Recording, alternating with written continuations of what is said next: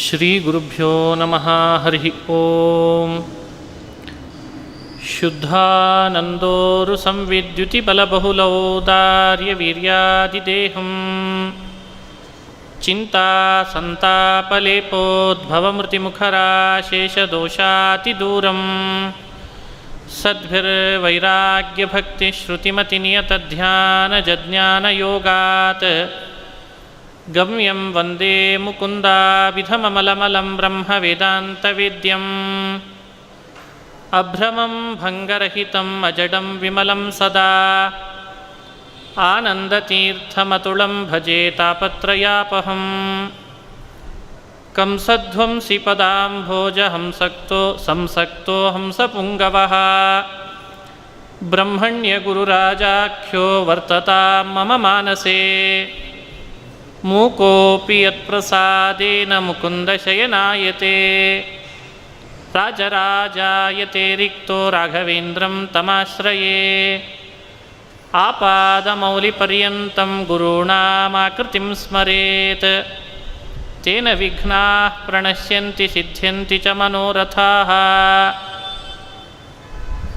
ಶ್ರೀ ಹರಿವಾಯು ಗುರುಗಳ ಚರಣಾರವಿಂದಗಳಲ್ಲಿ ಭಕ್ತಿಪೂರ್ವಕ ಪ್ರಣಾಮಗಳನ್ನು ಅರ್ಪಿಸ್ತಾ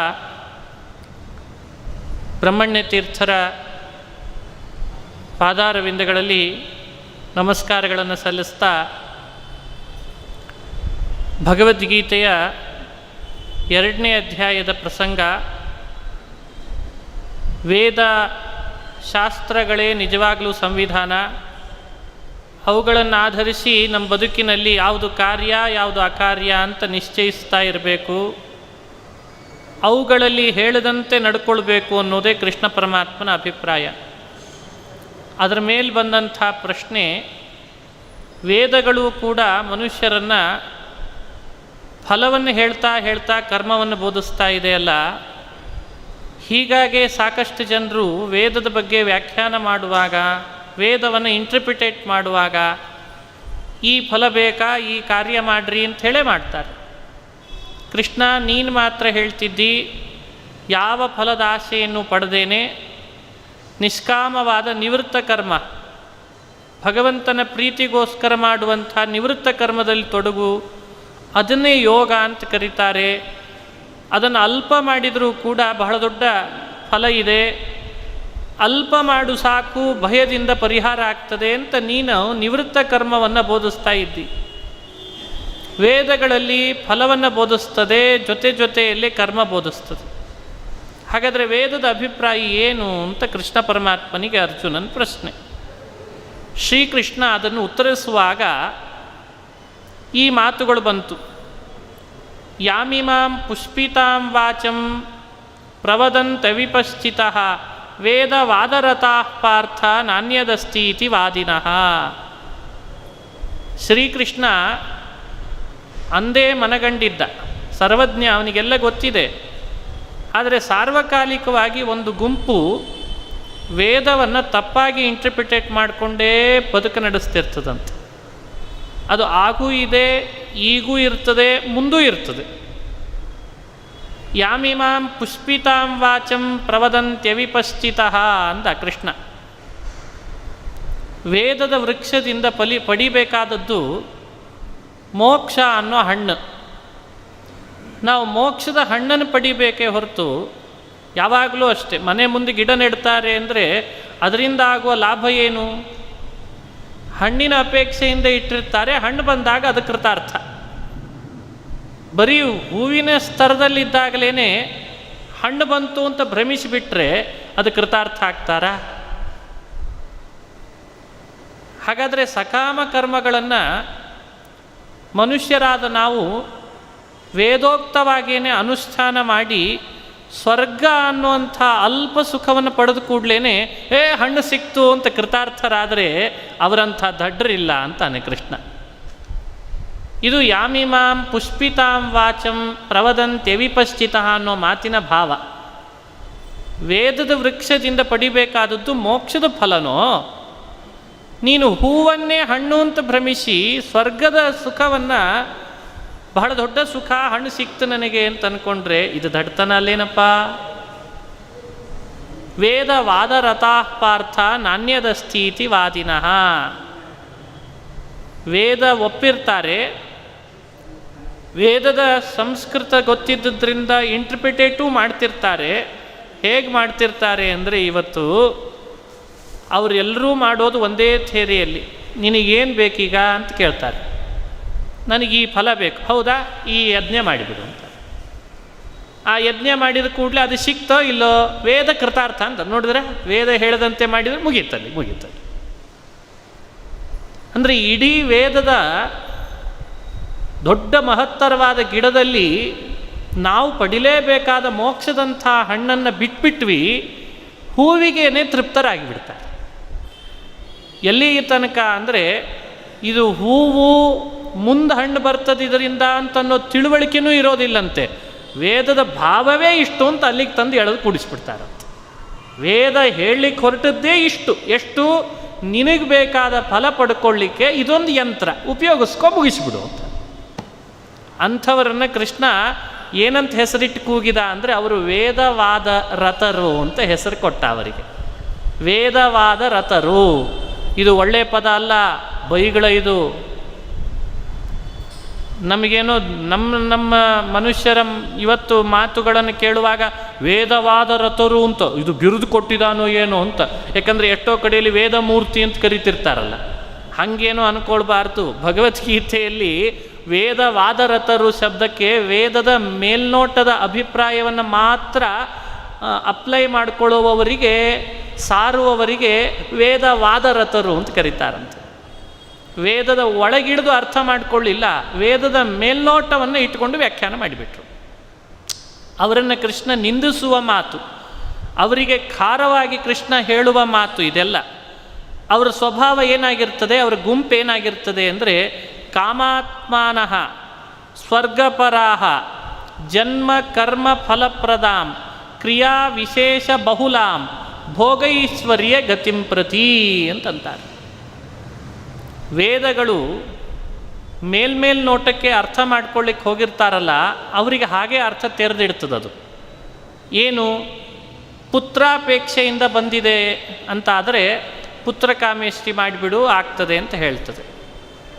ಈತ ಪುತ್ರಕಾಮೇಷ್ಟಿ ಮಾಡ್ತಾನೆ, ಯಾಕೆ, ಪುತ್ರಾಪೇಕ್ಷೆ ಇರ್ತದೆ ಅಷ್ಟೇ. ಮತ್ತೊಂದೇನೋ ಸಮಸ್ಯೆ ಉಂಟಾಯಿತು, ಮತ್ತೆ ವೇದದ ಬಳಿಗೆ ಬಂದಾಗ ವೇದ ಅದು ಇನ್ನೊಂದು ಹೇಳ್ತದೆ, ಅದನ್ನು ಮಾಡ್ತಾನೆ, ಅದರಲ್ಲಿ ಮುಗಿತು, ಕೃತಾರ್ಥನಾಗ್ತಾನೆ. ಅಂದರೆ ಇವರೆಲ್ಲರೂ ಹೇಗೆ ಎಂದದ್ದಕ್ಕೆ ಕೃಷ್ಣ ಅಂದ, ಕಾಮಾತ್ಮಾನಃ ಸ್ವರ್ಗಪರಾಹ. ಹೀಗೆ ವೇದವನ್ನು ಇಂಟರ್ಪ್ರಿಟೇಟ್ ಮಾಡಿ ಅದರ ಅರ್ಥವನ್ನು ಆಪಾತತಃ ಕಂಡುಕೊಂಡವರಿಗೆ ಎಲ್ಲಿ ತನಕ ಹೋಗ್ಬೋದು ಮೇಲಿನ ಲೋಕಗಳಲ್ಲಿ ಅಂದರೆ ಸ್ವರ್ಗದ ತನಕ ಹೋಗ್ತಾರಷ್ಟೆ. ಅಂದರೆ ಸಕಾಮ ಕರ್ಮಾನುಷ್ಠಾನವೇ ವೇದದ ಮುಖ್ಯಾರ್ಥ ಅಂತ ಅಭಿಪ್ರಾಯ ಪಡುವವರು ಸ್ವರ್ಗದವರೆಗೂ ಹೋಗಬಲ್ಲರು. ಸ್ವರ್ಗ ಮಾತ್ರ ಹೋಗೋವರಿಗೆ ಪುನಃ ಹುಟ್ಟಿದ್ದೇ ಇದೆ, ಅದನ್ನು ನೆನಪಿಟ್ಕೋಬೇಕು. ಅದಕ್ಕೆ ಸ್ವರ್ಗಪರಾಹ ಜನ್ಮ ಕರ್ಮ ಫಲಪ್ರದಾಮ್ ಅಂತಂತಾರೆ. ಶ್ರೀಕೃಷ್ಣ ಸಕಾಮ ಕರ್ಮವನ್ನು ಯಾವ ಮಾತಿನಲ್ಲಿ ನಿಂದಿಸ್ತಾ ಇದ್ದಾನೆ, ಅದನ್ನು ಮಾಡೋವರಿಗೆ ಏನಂತ ಹೆಸರು ಕೊಟ್ಟಿದ್ದಾನೆ, ಅದನ್ನು ನೋಡಿ ಆದರೂ ಕೂಡ ನೀವು ಇವತ್ತಿನಿಂದ ಸಕಾಮ ಕರ್ಮಾನುಷ್ಠಾನ ಮಾಡೋದು ಬಿಡಬೇಕು. ಕ್ರಿಯಾ ವಿಶೇಷ ಬಹುಲಾಂ ಭೋಗೈಶ್ವರ್ಯ ಗತಿಂ ಪ್ರತಿ ಅಂತಂತಾರೆ. ಅತಿಯಾದ ಭೋಗದ ಆಸೆ ಇದ್ದವನು ಈ ಥರದ ವೇದವನ್ನು ಅವಲಂಬಿಸಿ ಕ್ರಿಯಾ ಮಾಡಲಿಕ್ಕೆ ಹೋದಾಗ ಅದೇನು ಸ್ವಲ್ಪ ಅಲ್ಲ, ಸಿಕ್ಕಾಪಟ್ಟೆ ಮಾಡಬೇಕಾಗ್ತದೆ. ನಿಯಮಗಳು ವಿಪರೀತ ಇದೆ. ಅಷ್ಟು ಉಪವಾಸ ಇರು, ಇಷ್ಟು ದಿನ ಬ್ರಹ್ಮಚರ್ಯದಲ್ಲಿರು, ಹಾಗೆಲ್ಲ ಇದೆ ಅದರೊಳಗೆ. ಅದನ್ನು ಮಾಡ್ತಾರೆ. ಮತ್ತು ಕಠಿಣ ಕ್ರಿಯಾ ವಿಶೇಷ ಬಹುಲಾಂ, ಬಹಳ ಕ್ರಿಯೆಗಳಿದ್ದಾವೆ. ಸಕಾಮ ಕರ್ಮವು ಏನು ಸುಲಭ ಅಂತಲ್ಲ, ಆದರೆ ವೇದಕ್ಕೆ ಇದೇ ಅರ್ಥ ಅಂತ ಮಾಡ್ಕೊಂಡು ಅದನ್ನೇ ಮಾಡ್ತಾರೆ. ಯಾಕೆ ಮಾಡ್ತಾರೆ ಅಂದರೆ ಭೋಗದ ಆಸೆ ಜಾಸ್ತಿ ಆಗಿರ್ತದೆ. ಹೇಳ್ತಾರೆ, ಭೋಗೈಶ್ವರ್ಯ ಪ್ರಸಕ್ತಾನಾಂ ತಯಾ ಅಪಹೃತ ಚೇತಸಾಂ ವ್ಯವಸಾಯಾತ್ಮಿಕ ಬುದ್ಧಿ ಸಮಾಧೌ ನ ವಿಧೀಯತೆ ಅಂತ ಕೃಷ್ಣ. ನೀವು ಆ ಪದ್ಯಗಳನ್ನು ಕಣ್ಣಾಡಿಸ್ಬೇಕು, ಮನಸ್ಸಿಗೆ ತಂದುಕೊಳ್ಬೇಕು. ಯಾವ ಪದದಿಂದ ಕೃಷ್ಣ ಯಾರನ್ನು ಹೇಗೆ ನಿಂದಿಸ್ತಿದ್ದಾನೆ ಅಂತ ನಿಮ್ಮ ಅನುಸಂಧಾನಕ್ಕೆ ಬರಬೇಕು. ಹೇಗೆ ಮಾತನಾಡಿದ್ದಾನೆ ಕೃಷ್ಣ ಪರಮಾತ್ಮ. ವೇದಗಳು ಎಂದೂ ಸಕಾಮವನ್ನು ಬೋಧಿಸ್ಲಿಕ್ಕೆ ಹೊರಟದ್ದು ಅಲ್ಲಪ್ಪ, ಹಾಗೆ ಬೋಧಿಸೋದು ಅನ್ನೋ ಉದ್ದೇಶ ಅವಕ್ಕಿಲ್ಲ. ಅವಕ್ಕೇನಿದ್ರೂ ಆಂತರ್ಯ ಯಾವುದರಲ್ಲಿದೆ ವೇದಗಳಿಗೆ ಅಂದರೆ ಮೋಕ್ಷವನ್ನು ತಂದುಕೊಡ್ಬೇಕು. ಅದನ್ನು ತಂದು ಕೊಡಲಿಕ್ಕೆ ಯಾವುದನ್ನು ಬೋಧಿಸೋದ್ರಿಂದ, ಯಾವುದರಲ್ಲಿ ಮನುಷ್ಯರನ್ನು ಪ್ರವೃತ್ತಿಗೊಳಿಸೋದ್ರಿಂದ ಆಗ್ತದೋ ಅದನ್ನೇ ಬೋಧಿಸೋ ಉದ್ದೇಶ ವೇದಗಳಿಗಿದೆ ಅಂತಾನೆ ಕೃಷ್ಣ. ಅದನ್ನು ಬೋಧಿಸೋ ಉದ್ದೇಶವೇ ವೇದಗಳಿಗಿದೆ. ಅದು ಯಾವುದು? ನಿನ್ನೆ ತಿಳಿಸಿದಂತೆ ನಿಷ್ಕಾಮವಾದ ಭಗವಂತನ ಪ್ರೀತ್ಯರ್ಥವಾಗಿ ಮಾಡುವ ವರ್ಣ ಆಶ್ರಮಗಳಿಗೆ ವಿಹಿತವಾದ ಆ ಏನು ಆಚರಣೆ ಇದೆ, ಆ ಧರ್ಮ ಏನಿದೆ, ಅದನ್ನು ಮನುಷ್ಯರಾದವರು ಅಳವಡಿಸ್ಕೊಳ್ಳಿ. ಅದಕ್ಕೆ ಹೆಸರು ಏನಾದರೂ ಕರೀರಿ, ಅದು ನಿಷ್ಕಾಮ ಆಗಿರಬೇಕು, ಹರಿಪ್ರೀತಿಕರ ಉದ್ದೇಶ ಇರಬೇಕು, ನಮಗೆ ನಮ್ಮ ವರ್ಣಕ್ಕೆ ನಮ್ಮ ಆಶ್ರಮಕ್ಕೆ ಅದು ವಿಹಿತ ಆಗಿರಬೇಕು, ಅದನ್ನು ಆಚರಣೆಗೆ ತರಬೇಕು ಅನ್ನೋದೇ ವೇದದ ಉದ್ದೇಶ. ಅದನ್ನೇ ಬೋಧಿಸ್ತದೆ ವೇದ. ಅದನ್ನೇ ಅಂತಾನೆ ಕೃಷ್ಣ, ತ್ರೈಗುಣ್ಯ ವಿಷಯ ವೇದಾಹ ನಿಸ್ತ್ರೈಗುಣ್ಯೋ ಭವಾರ್ಜುನ ನಿರ್ದ್ವಂದ್ವೋ ನಿತ್ಯ ಸತ್ವಸ್ಥ ನಿರ್ಯೋಗಕ್ಷೇಮ ಆತ್ಮವಾನ್ ಅಂತಂತ. ಈ ಪದ್ಯ ಅಂತೂ ಬಹಳ ಜನರಿಗೆ ಅರ್ಥ ಮಾಡ್ಕೊಳ್ಳಿ ಕಠಿಣ ಆಗಿದೆ. ನಿಸ್ತ್ರೈಗುಣ್ಯೋ ಭವಾರ್ಜುನ ಅಂದ ಕೃಷ್ಣ. ಸಾಧಾರಣವಾಗಿ ನಿಸ್ತ್ರೈಗುಣ್ಯ ಅಂದರೆ ತ್ರಿಗುಣ ಅಂದರೆ ಸತ್ವರಜಸ್ತಮೋ ಗುಣಗಳಿಗೆ ಹೆಸರು. ಅರ್ಜುನ ನೀನೇ ನಿಸ್ತ್ರೈಗುಣ್ಯನಾಗು ಅಂತ ಕೃಷ್ಣ ಹೇಳಿದಾನೆ ಅಂತ ವ್ಯಾಖ್ಯಾನ ಮಾಡ್ತಾರೆ. ಅದಕ್ಕೆ ಹೇಳಿದೆ, ಶ್ಲೋಕಗಳನ್ನು ಸಂಸ್ಕೃತ ಬರ್ತದೆ ಅಂತ ಇಂಟರ್ಪ್ರಿಟೇಟ್ ಬೇಡ, ಒಳಗಿನ ಎಸೆನ್ಸ್ ಭಾವಾರ್ಥ ಅದರ ಕಡೆ ಗಮನ ಹರಿಸೋದು ಬಹಳ ಮುಖ್ಯ. ನಾನು ನಿಮಗೆ ಆಶ್ಚರ್ಯ, ಈ ಶ್ಲೋಕ ನಿಮಗೇನು ಅಂತ ಗೊತ್ತಾಗಲ್ಲ ಮೇಲ್ನೋಟಕ್ಕೆ. ವಾಸ್ತವಿಕ ಇದ್ರ ಭಾವಾರ್ಥ ನೋಡಿ. ನಿಸ್ತ್ರೈಗುಣ್ಯ ಅನ್ನೋ ಶಬ್ದಕ್ಕೆ ಮೋಕ್ಷ ಅಂತ ಅರ್ಥ. ಯಾಕೆ ಅಂದರೆ ಮುಕ್ತಿಯಲ್ಲಿ ಸತ್ವರಜಸ್ತಮೋ ಗುಣಗಳ ಸಂಪರ್ಕ ಇಲ್ಲ, ಅದಕ್ಕೆ ಅದನ್ನು ನಿಸ್ತ್ರೈಗುಣ್ಯ ಅಂತ ಕರೀತಾರೆ. ತ್ರಿಗುಣ ಇಲ್ಲದ ಜಾಗ ಯಾವುದದು? ಮೋಕ್ಷ. ಪ್ರಕೃತಿ ಬಂಧನ, ಪ್ರಕೃತಿಯ ಸಂಪರ್ಕ ಇಲ್ಲ ಅಲ್ಲಿ. ಅಭಿಪ್ರಾಯ ಏನಿಲ್ಲಿ ಅಂದರೆ ತ್ರೈಗುಣ್ಯ ವಿಷಯ ವೇದಾಹ, ಮೇಲ್ನೋಟಕ್ಕೆ ಸಕಾಮ ಕರ್ಮದ ಅಡಿಯಲ್ಲಿ ಬೋಧಿಸುವಂಥ ವೇದಗಳು ನಿಸ್ತ್ರೈಗುಣ್ಯೋ ಭವಾರ್ಜುನ, ನೀನದನ್ನು ಅನುಸಂಧಾನ ಮಾಡುವಾಗ ಮೇಲ್ನೋಟಕ್ಕೆ ಹೇಳಿದೆ ಅಷ್ಟೇ ಸಕಾಮ ಕರ್ಮದ ಬಗ್ಗೆ, ಮುಕ್ತಿಯನ್ನು ಹೇಳೋದೇ ವೇದದ ವಿಷಯ ಅಂತ ನೀನು ಅರ್ಥ ಮಾಡ್ಕೋ ಅಂತಂತಾನೆ ಕೃಷ್ಣ. ಸ್ವಲ್ಪ ಕಠಿಣವೇ, ಇಲ್ಲ ಅಂತಲ್ಲ, ಆದರೆ ನಮ್ಮ ಅನುಸಂಧಾನಕ್ಕೆ ಬರಲಿ ಅಂತ ಹೇಳ್ತೀವಿ. ನಿರ್ದ್ವಂದ್ವೋ ನಿತ್ಯ ಸತ್ವಸ್ಥ ನಿರ್ಯೋಗಕ್ಷೇಮ ಆತ್ಮವಾನ್ ಅಂತ ಅರ್ಜುನನಿಗೆ ವೇದಗಳು ಏನು ಹೇಳ್ತಾವೆ, ಯಾವ ಅಭಿಪ್ರಾಯದಲ್ಲಿ ನಮಗದನ್ನು ತಗೊಳ್ಬೇಕು, ಅದನ್ನೆಲ್ಲ ಕೃಷ್ಣ ಬಿಡಿಸಿ ಬಿಡಿಸಿ ತೋರಿಸ್ತಾ ಇದ್ದಾನೆ ಈ ಮಾತಿನಲ್ಲಿ. ಹೀಗಾಗಿ ವೇದಕ್ಕೂ ಶ್ರೀಕೃಷ್ಣ ಬೋಧಿಸಿದಂಥ ನಿಷ್ಕಾಮವಾದಂಥ ಯೋಗಕ್ಕೂ ವಿರೋಧ ಇಲ್ಲ. ವಿರೋಧ ಇದೆ ಅಂತ ಯಾವಾಗ ಅನ್ನಿಸ್ತದೆ? ವೇದವನ್ನು ಮೇಲ್ನೋಟಕ್ಕೆ ನೋಡಿದಾಗ ಅನ್ನಿಸ್ತದೆ. ಅದಕ್ಕೊಂದು ಉದಾಹರಣೆ ಕೊಡ್ತಾರೆ ಶಾಸ್ತ್ರಗಳಲ್ಲಿ. ಒಂದು ಉದಾಹರಣೆ ಸಾಕಷ್ಟು ಜನರಲ್ಲಿ ಇದು ಗಮನಕ್ಕೆ ಬರ್ತದೆ. ಮಕ್ಕಳಿಗೆ ರೋಗ ಬಂದಿರ್ತದೆ, ಬಂದಿದೆ ರೋಗ ಅಂದಮೇಲೆ ಔಷಧಿ ಹಾಕಬೇಕು ತಾಯಿ. ಆ ತಾಯಿ ಔಷಧಿ ಹಾಕ್ಲಿಕ್ಕೆ ಹೋಗುವಾಗ ಅದು ಬಾಯಿ ತೆಗಿಯಲ್ಲ. ಯಾಕೆ? ಔಷಧಿ ಕೈ ಇದೆ ಅಂತ ಅದಕ್ಕೆ ಗೊತ್ತು. ಔಷಧಿ ಕೈ ಇದೆ ಅಂತ ಗೊತ್ತು, ಬಾಯಿ ತೆಗಿಯಲ್ಲ ಅಂತ ತಾಯಿಗೂ ಗೊತ್ತಾಗ್ತದೆ. ಅದು ತೆಗಿಯಲ್ಲ, ಅದಕ್ಕೇನು ಉಪಾಯ ಮಾಡ್ತಾಳೆ ತಾಯಿ? ಸರಳೋಪಾಯ ಅಂದರೆ ಒಂದು ಬೆಲ್ಲದ ನೀರೋ ಸಕ್ಕರೆ ನೀರೋ ಹಾಕ್ಲಿಕ್ಕೆ ಶುರು ಮಾಡ್ತಾಳೆ ಮೊದಲು. ಬಾಯಿ ತೆಗಿಲಿಕ್ಕಷ್ಟೇ ಅದು ರೋಗ ಹೋಗ್ಲಿಕ್ಕಲ್ಲ. ಬಾಯಿ ತೆಗಿಲಿಕ್ಕೆ ನೀನು ಬೆಲ್ಲದ ನೀರು ಹಾಕ್ತೇನೆ, ಸಕ್ಕರೆ ನೀರು ಹಾಕ್ತೇನೆ ಅಂತ ಕರಿತಾಳೆ, ಹಾಕ್ತಾಳೆ. ಮೊದಲನೇ ಗುಟುಕು ಸಕ್ಕರೆ ನೀರಿಂದೆ, ಇನ್ನೊಂದು ಸಲಿಯೂ ಸಕ್ಕರೆ ನೀರು ಅಂತ ಹೇಳೇ ಹಾಕ್ತಾಳೆ. ಆವಾಗ ಮಾತ್ರ ಹಾಕಿದ್ದು ಔಷಧಿ ಹಾಕಿರ್ತಾಳೆ. ತಾಯಿಗೆ ಆ ಕಳಕಳಿ ಇದೆ, ನನ್ನ ಮಗುವಿಗೆ ರೋಗ ಹೋಗಬೇಕು ಅನ್ನೋ ಕಳಕಳಿ ಇದೆ. ಆದರೆ ಬಾಯಿ ತೆಗಿಯಲ್ಲ ಅಂತ ಅದು ಹಠ ಮಾಡ್ತದೆ. ಔಷಧಿ ಹಾಕದೇ ಇದ್ದರೆ ರೋಗ ಹೋಗಲ್ಲ, ಸಿಹಿ ನೀರು ಹಾಕ್ತೀನಿ ಅಂತ ಕರೀದೇ ಹೋದರೆ ಬಾಯಿ ತೆಗಿಯಲ್ಲ. ಏನು ಮಾಡ್ಬೇಕು ಹೇಳಿ ತಾಯಿ? ಇದು ತಾನೇ ತಾಯಿ ಮಾಡೋ ಕೆಲಸ. ಒಬ್ಬಳು ತಾಯಿ ಆದವಳು ತನ್ನ ಮಗನಿಗೆ ರೋಗ ಹೋಗಲಿ ಅನ್ನೋ ಉದ್ದೇಶದಿಂದ ಕಷ್ಟಪಡಬಾರ್ದು, ನನ್ನ ಮಗುವಿಗೆ ಸುಸ್ತಾಗಬಾರ್ದು, ಜ್ವರದಿಂದ ಬಳಲಬಾರ್ದು, ಭಾಳ ಹೆಲ್ದಿಯಾಗಿರಬೇಕು, ಚೆನ್ನಾಗಿ ದಷ್ಟಪುಷ್ಟವಾಗಿರಬೇಕು ಅಂತ ತಾಯಿ ಹೇಗೆ ಅಪೇಕ್ಷೆ ಪಡ್ತಾಳೋ, ವೇದ ಅನ್ನೋದು ತಾಯಿ ಇದ್ದ ಹಾಗೆ. ಇದು ಕೃಷ್ಣನ ಅಭಿಪ್ರಾಯ. ವೇದ ಮಾತೆ ಅವಳು. ಆ ತಾಯಿಗೆ ನಮ್ಮಂಥ ಮಕ್ಕಳುಗಳಿಗೆ ಸಂಸಾರದ ರೋಗ ಬಂದಿದೆ ಅಂತ ಅವಳು ತಿಳಿದಿದ್ದಾಳೆ. ಈ ರೋಗ ಹೋಗಲಿಕ್ಕೆ ನಿಷ್ಕಾಮವಾದಂಥ ಯೋಗವೇ ಮನುಷ್ಯರಿಗೆ ಔಷಧಿ. ಭಗವತ್ ಪ್ರೀತ್ಯರ್ಥವಾಗಿ ನಾವು ಮಾಡಬೇಕಾದ ನಿಷ್ಕಾಮ ಕರ್ಮಾನುಷ್ಠಾನನೇ ಔಷಧಿ ಇದಕ್ಕೆ. ಆ ಕರ್ಮಾನುಷ್ಠಾನದ ಔಷಧಿಯಿಂದ ಸಂಸಾರ ಬಂಧನದಿಂದ ನಾವು ದೂರ ಆಗಬೇಕು. ಅದಕ್ಕೆ ಹಿಂದೆ ಹೇಳುವಾಗ ಕೃಷ್ಣ ಕರ್ಮಬಂಧಂ ಪ್ರಹಾಸ್ಯಸಿ, ಯಾವ ಕರ್ಮಾನುಷ್ಠಾನವನ್ನು ನೀನು ಆಚರಣೆಗೆ ತರ್ಕೊಳ್ಳೋದ್ರಿಂದ ಸಂಸಾರ ಬಂಧನದಿಂದಲೇ ದೂರ ಆಗ್ತೀಯ ಅರ್ಜುನ, ಅದನ್ನು ಹೇಳ್ತೇನೆ ಅಂತ ಶುರು ಮಾಡಿದ್ದಾನೆ.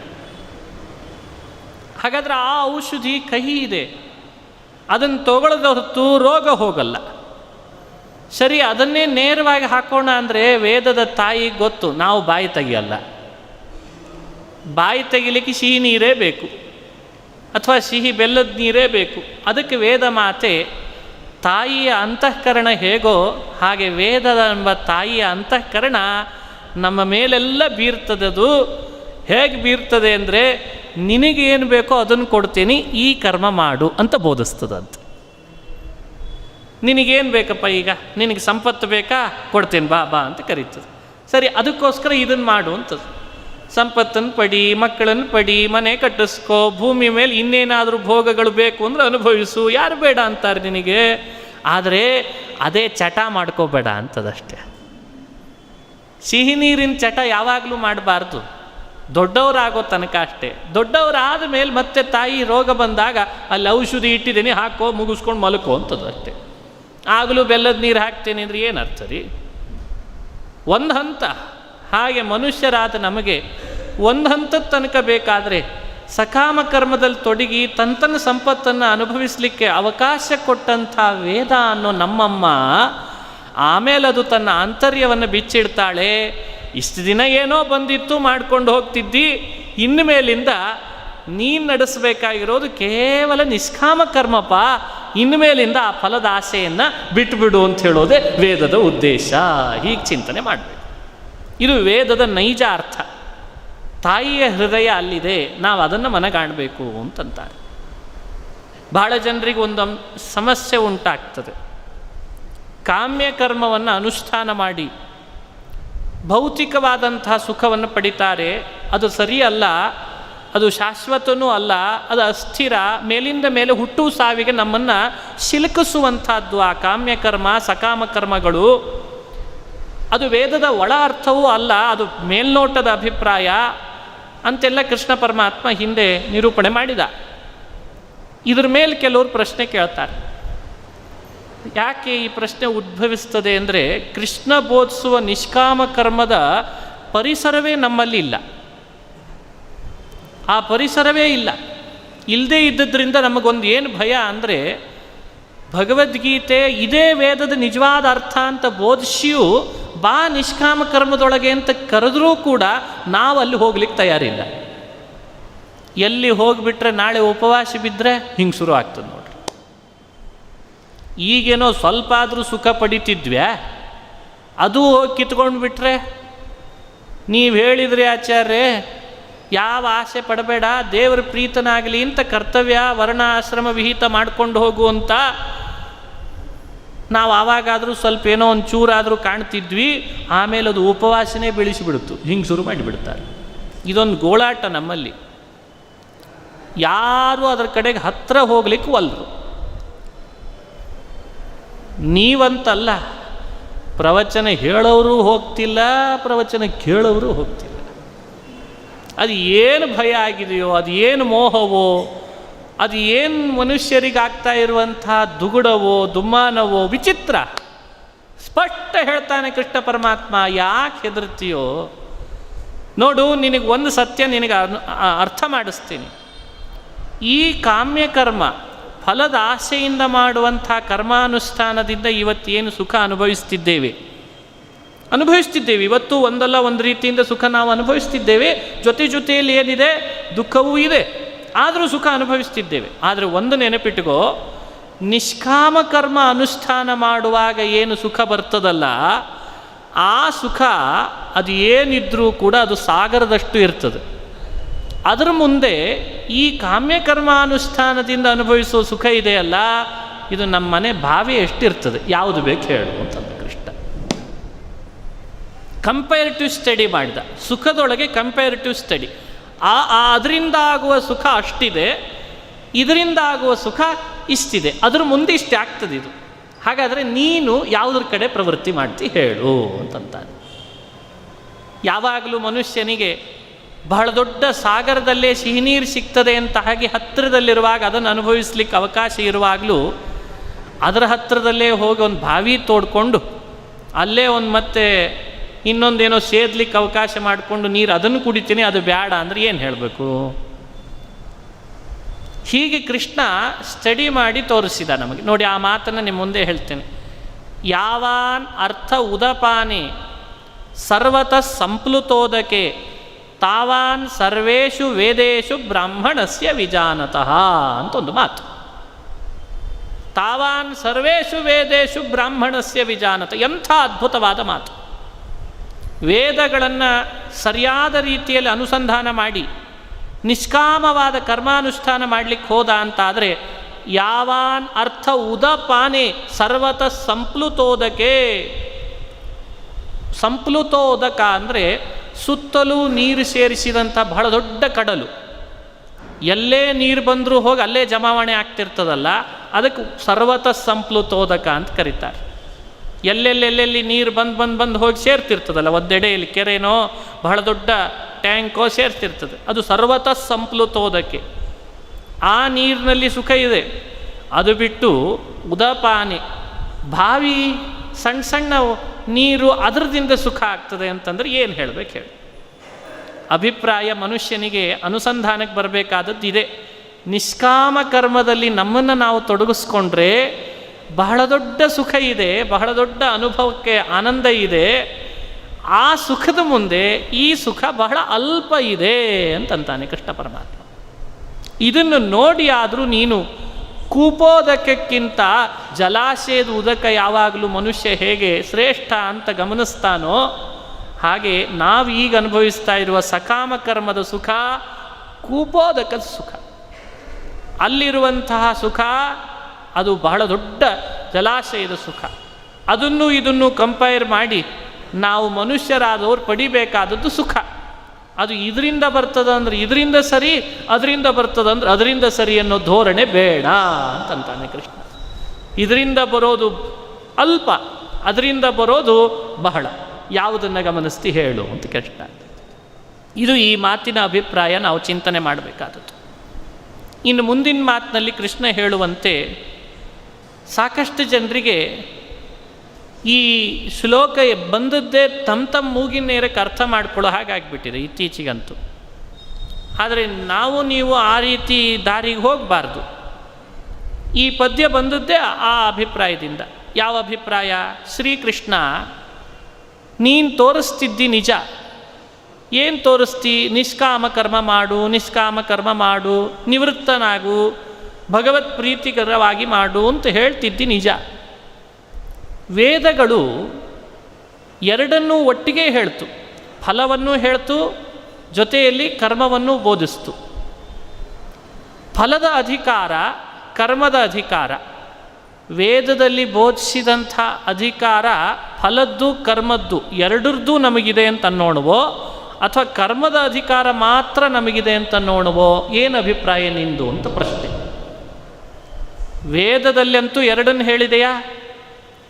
ಎರಡರದ್ದು ಅಧಿಕಾರ, ಇದರ ಆಸೆ ಪಟ್ಟು ಅದನ್ನು ಮಾಡು ಅಂತ ಹೇಳುವ ಅಧಿಕಾರ ಉದ್ದೇಶ ವೇದಗಳಿದೆಯೋ, ಅಥವಾ ಅದನ್ನು ಮಾಡು ಅಂತ ಹೇಳೋ ಉದ್ದೇಶ ಅಷ್ಟೇ ವೇದಗಳಿಗಿದೆಯೋ ಅಂತ ಪ್ರಶ್ನೆ. ಕೃಷ್ಣ ಏನು ಉತ್ತರ ಕೊಡಬೇಕು? ವೇದವನ್ನು ಹೇಗೆ ವ್ಯಾಖ್ಯಾನಿಸಬೇಕು ಅನ್ಲಿಕ್ಕೆ ಈ ಶ್ಲೋಕ ಬಂತಂತೆ. ಈ ಶ್ಲೋಕ ಇವತ್ತೇನಾಗಿಬಿಟ್ಟಿದೆ, ಇಡೀ ಭಗವದ್ಗೀತೆಯಲ್ಲಿ ಉಳಿದೆಲ್ಲ ಬಿಟ್ಬಿಡ್ತಾರೆ. ಇದೊಂದು ಶ್ಲೋಕ ತಗೊಂಡು ಏನೇನೋ ಗುದ್ದಾಡ್ಲಿಕ್ಕೆ ಹೋಗ್ತಾರೆ. ಇದು ಬಂದದ್ದೇ ವೇದ ವ್ಯಾಖ್ಯಾನ ಮಾಡಲಿಕ್ಕೆ. ಏನು ವೇದ ವ್ಯಾಖ್ಯಾನ ಮಾಡಲಿಕ್ಕೆ? ಯಾವುದದು ಅಂದರೆ ಕರ್ಮಣ್ಯೇವಾಧಿಕಾರಸ್ತೆ ಮಾ ಫಲೇಶು ಕದಾಚನ ಮಾ ಕರ್ಮಫಲ ಹೇತುರ್ಭೂ ಮಾ ತೇ ಸಂಗೋಸ್ತ್ವ ಕರ್ಮಣಿ. ಇದು ಪದ್ಯ. ಇದರ ಭಾವ ಹೇಗೆ ಚಿಂತಿಸಬೇಕು? ಹೇ ಅರ್ಜುನ, ವೇದಗಳು ತೇ ಕರ್ಮಣ್ಣೇವ ಅಧಿಕಾರ, ವೇದಗಳು ಕರ್ಮದಲ್ಲಿ ಮಾತ್ರ ಜೀವನಿಗೆ ಅಧಿಕಾರ ಇದೆ ಅಂತ ಬೋಧಿಸ್ತಿದ್ದಾವೆ ಅಂತ ಅರ್ಥ. ಅದಕ್ಕೆ ವೇದಗಳು ಫಲದಲ್ಲಿ ಆಸೆ ಪಡು ಅನ್ನೋದನ್ನು ಬೋಧಿಸ್ತಾ ಇಲ್ಲ ಅಂತ ಅರ್ಥ. ಅದಕ್ಕೆ ಈಗ ನಿಮಗೆ ಆ ಪದ್ಯ ಸ್ಪಷ್ಟ ಆಗ್ತದೆ.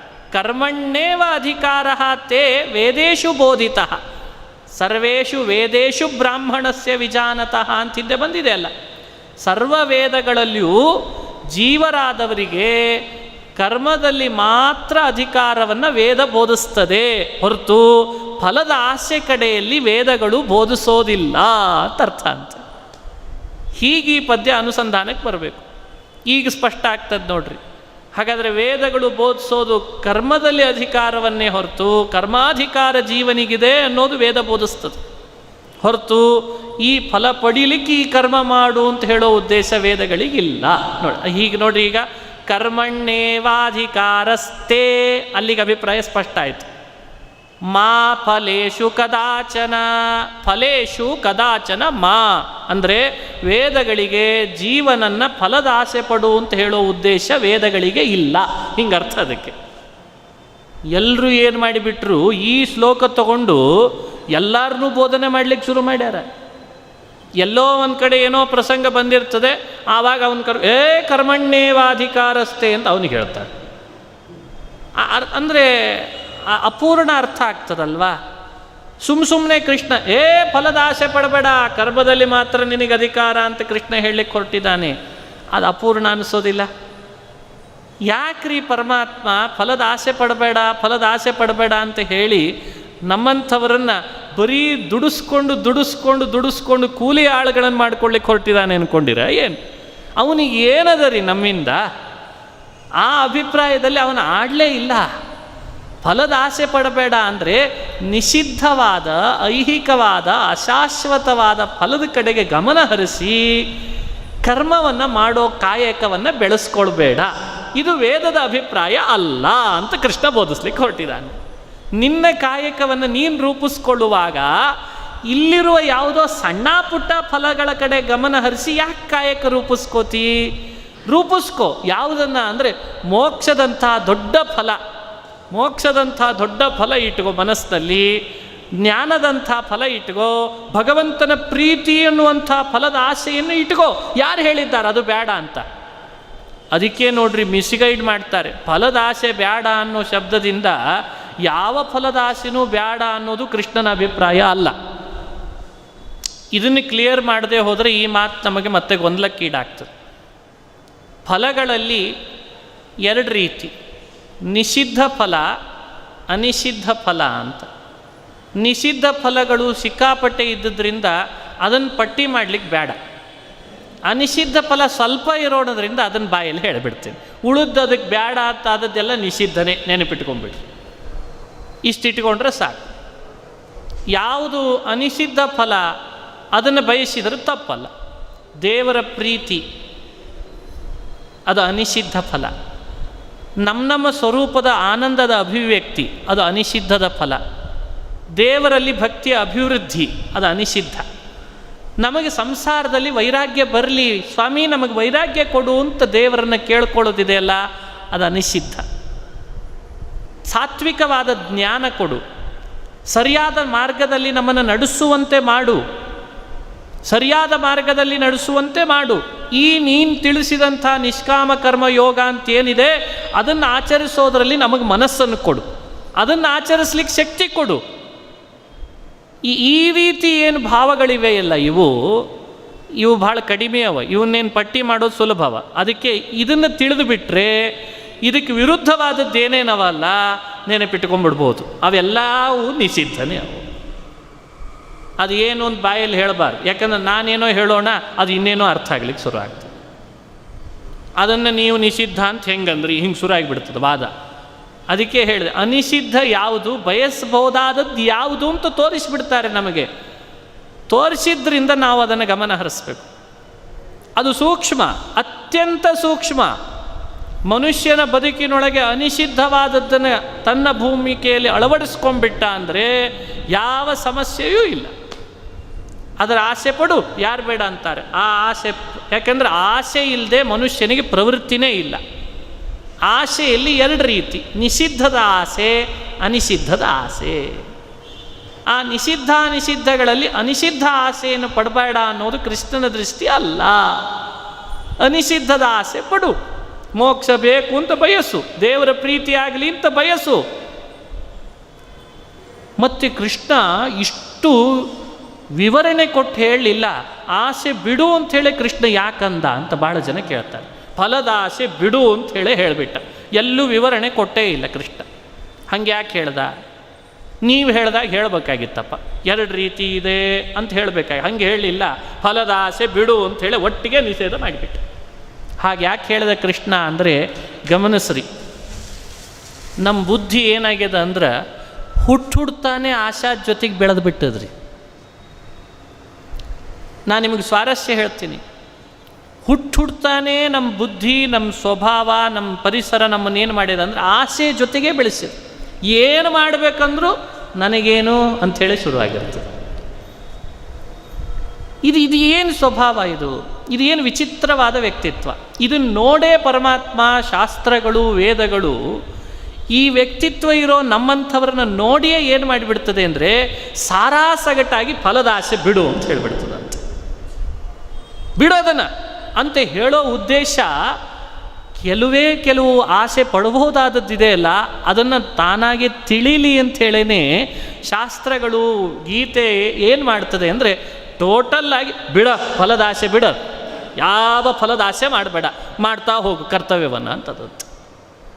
ಅಪ್ಪಿ ತಪ್ಪಿ ಆಸೆಯನ್ನು ಜಾಸ್ತಿ ನಾವು ಹೇಳೋದೇ ಬೇಡ್ರಿ, ಮೊದಲ ನಾವೇ ಕಲ್ತು ಬಿಟ್ಟಿರ್ತೀವಿ. ಹೇಳಿ ಕಲಿಸ್ಬೇಕೇನ್ರಿ? ಯಾರೋ ಅಂದರು, ನಮಗೆ ಕಲಿಸ್ಲೇದೇನೆ ಬರೋದು ಯಾವುದು ಹೇಳ್ರಿ ನೋಡೋಣ ಅಂತ. ಬಹಳ ದೊಡ್ಡ ಪ್ರಶ್ನೆ. ಕಲಿಸದೇನೆ ನಾವು ಕಲಿಯೋದು ಯಾವುದು ಬದುಕಿನೊಳಗೆ? ಯಾವುದು? ಆಸೆ. ನೀವು ಅನುಭವಿಸ್ತೀರಿ ಆಸೆ. ಯಾರೂ ಕಲಿಸದೆ ಅನುಭವಿಸ್ತಾನೆ ಮನುಷ್ಯ. ಸುಮ್ಮನೆ ಕೂತಿದ್ದಾನೆ ಅಂದರೂ ಒಂದೊಳ್ಳೆ ಆಸೆ ಕಟ್ಟಿರ್ತಾನೆ, ಅದು ಹಾಗೆ, ಇದು ಹಿಂಗೆ, ಅದು ಬೇಕು, ಇದು ಬೇಕು ಅಂತ. ಅಂದರೆ ಈ ಮನುಷ್ಯನ ಮನಸ್ಸಿನೊಳಗೆ ಆಸೆ ಅನ್ನೋದು ತಾನಾಗೆ ಒಳಗೆ ಬೇರೂರಿ ಬಿಟ್ಟಿರ್ತದೆ. ಆ ಬೇರೂರಿದ್ದನ್ನು ಕೃಷ್ಣ ಪರಮಾತ್ಮ ಅಷ್ಟು ಬೇರೂರಿಸ್ಕೊಂಡದ್ದನ್ನು ಹೇಳಬೇಕಾದ್ರೆ ಇದನ್ನು ಬಿಡು, ಅದನ್ನು ಬಿಡು ಅಂತ ಒಂದೊಂದಾಗೆ ಹೇಳ್ತಾ ಕೂತ್ಕೊಂಡ್ರೆ ಅದು ಎಷ್ಟೊತ್ತು ಹೇಳ್ಬೇಕು. ಆಮೇಲೆ ಅದಕ್ಕೆ ಒಂದೇ ಸಲ ಹೇಳ್ತಾನೆ ಆಸೆ ಬಿಡು ಅಂತ ಅಂದುಬಿಡ್ತಾನೆ. ಆವಾಗ ನಾವು ಯೋಚನೆ ಮಾಡಲಿಕ್ಕೆ ಶುರು ಮಾಡ್ತೀವಿ, ಅದು ಹೆಂಗೆ ಸಾಧ್ಯ ಕೃಷ್ಣ, ಎಲ್ಲ ಆಸೆ ಬಿಟ್ಟು ಪ್ರವೃತ್ತಿನೇ ಮಾಡಲಿಕ್ಕೆ ಬರಲ್ಲಲ್ಲ ಅಂತ. ಆಗ ಇಂಟರ್ಪ್ರಿಟೇಟ್ ಮಾಡಿದರು, ನಿಷಿದ್ಧ ಬೇರೆ ಅನಿಷಿದ್ಧ ಬೇರೆ ಅಂತ ಇಂಟರ್ಪ್ರಿಟೇಟ್ ಮಾಡಿದರು ಅಷ್ಟೆ. ಈ ಇಂಟರ್ಪ್ರಿಟೇಷನ್ ಅನಿವಾರ್ಯ ಇದೆ. ಇದನ್ನೂ ಬಿಟ್ಟುಬಿಡು ಅಂತ ಹೇಳೋ ಉದ್ದೇಶ ಕೃಷ್ಣನಿಗಿರಲಿಲ್ಲ. ಹಾಗಾಗಿ ವೇದಗಳಿಗೂ ಇಲ್ಲ, ಶ್ರೀಕೃಷ್ಣ ವೇದವನ್ನು ಹಂಗೆ ವ್ಯಾಖ್ಯಾನಿಸ್ತಾನೂ ಇಲ್ಲ. ಅದಕ್ಕೆ ಕೃಷ್ಣ ಅಂದ, ಕರ್ತವ್ಯ ಮಾಡು, ಕರ್ತವ್ಯದಲ್ಲಿ ನಿನಗೆ ಅಧಿಕಾರ ಇದೆ. ಫಲದಾಸೆ ಬಿಡು ಅಂದರೆ ನಿಷಿದ್ಧ ಫಲದಾಸೆಯನ್ನು ಬಿಡು ಅಂತ ಅರ್ಥ. ನಿನ್ನ ಕರ್ಮದ ಹಿನ್ನೆಲೆ ಕೇವಲ ಹರಿಪ್ರೀತಿಯ ಉದ್ದೇಶ ಆಗಿರಲಿ. ನಿನ್ನ ಕರ್ಮದ ಹಿನ್ನೆಲೆ ಆಸೆ, ಫಲದ ಉದ್ದೇಶ ಬೇಡ. ಮಾ ಕರ್ಮ ಫಲ ಹೇತುರ್ಭೂ ಮಾತೆ ಸಂಗೋಸ್ತ್ವಕರ್ಮಣಿ. ಇದು ಬಹಳ ದೊಡ್ಡ ಮಾತು. ಅಕರ್ಮಣಿ ತೇ ಸಂಗಃ ಮಾ. ಎಷ್ಟು ಸಿಟ್ಟಾಗಿದ್ದಾನೆ ಕೃಷ್ಣ ಪರಮಾತ್ಮ ನೋಡ್ರಿ. ಅಕರ್ಮಣಿ ತೇ ಸಂಗಃ ಮಾ ಅಂತ ಅನ್ಬೇಕಾದ್ರೆ ಕೃಷ್ಣನಿಗೆ ಸಿಟ್ಟೇ ಬಂದಿದೆ ಅಂತದನ್ನು. ಆ ಕೃಷ್ಣನಿಗೆ ಸಿಟ್ಟು ಬಂದದೋ ಇಲ್ಲೋ ಅದನ್ನು ಅನುಸಂಧಾನ ಮಾಡುವಾಗಲಂತೂ ಸ್ಪಷ್ಟ ಗೊತ್ತಾಗ್ತದೆ ನಿಮಗೆ. ಏನು?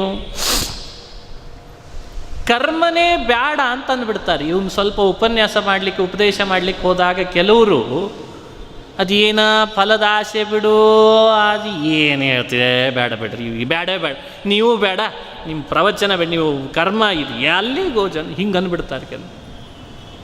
ಇಷ್ಟು ಬಿಡಿಸಿ ಹೇಳಿ ಮನವರಿಕೆ ಮಾಡಲಿಕ್ಕೆ ಉದಾಹರಣೆಗಳನ್ನು ಕೊಟ್ಟು ವಿವರಣೆ ಕೊಡುವಾಗಲೂ ಕೂಡ ಕೆಲವರಿಗೆ ಏನು ಅನ್ನಿಸ್ಲಿಕ್ಕೆ ಶುರು ಆಗಿರ್ತದೆ ಅಂದರೆ ಅಕರ್ಮದ ಧೋರಣೆಗೆ ಹೋಗಿಬಿಡ್ತಾರೆ.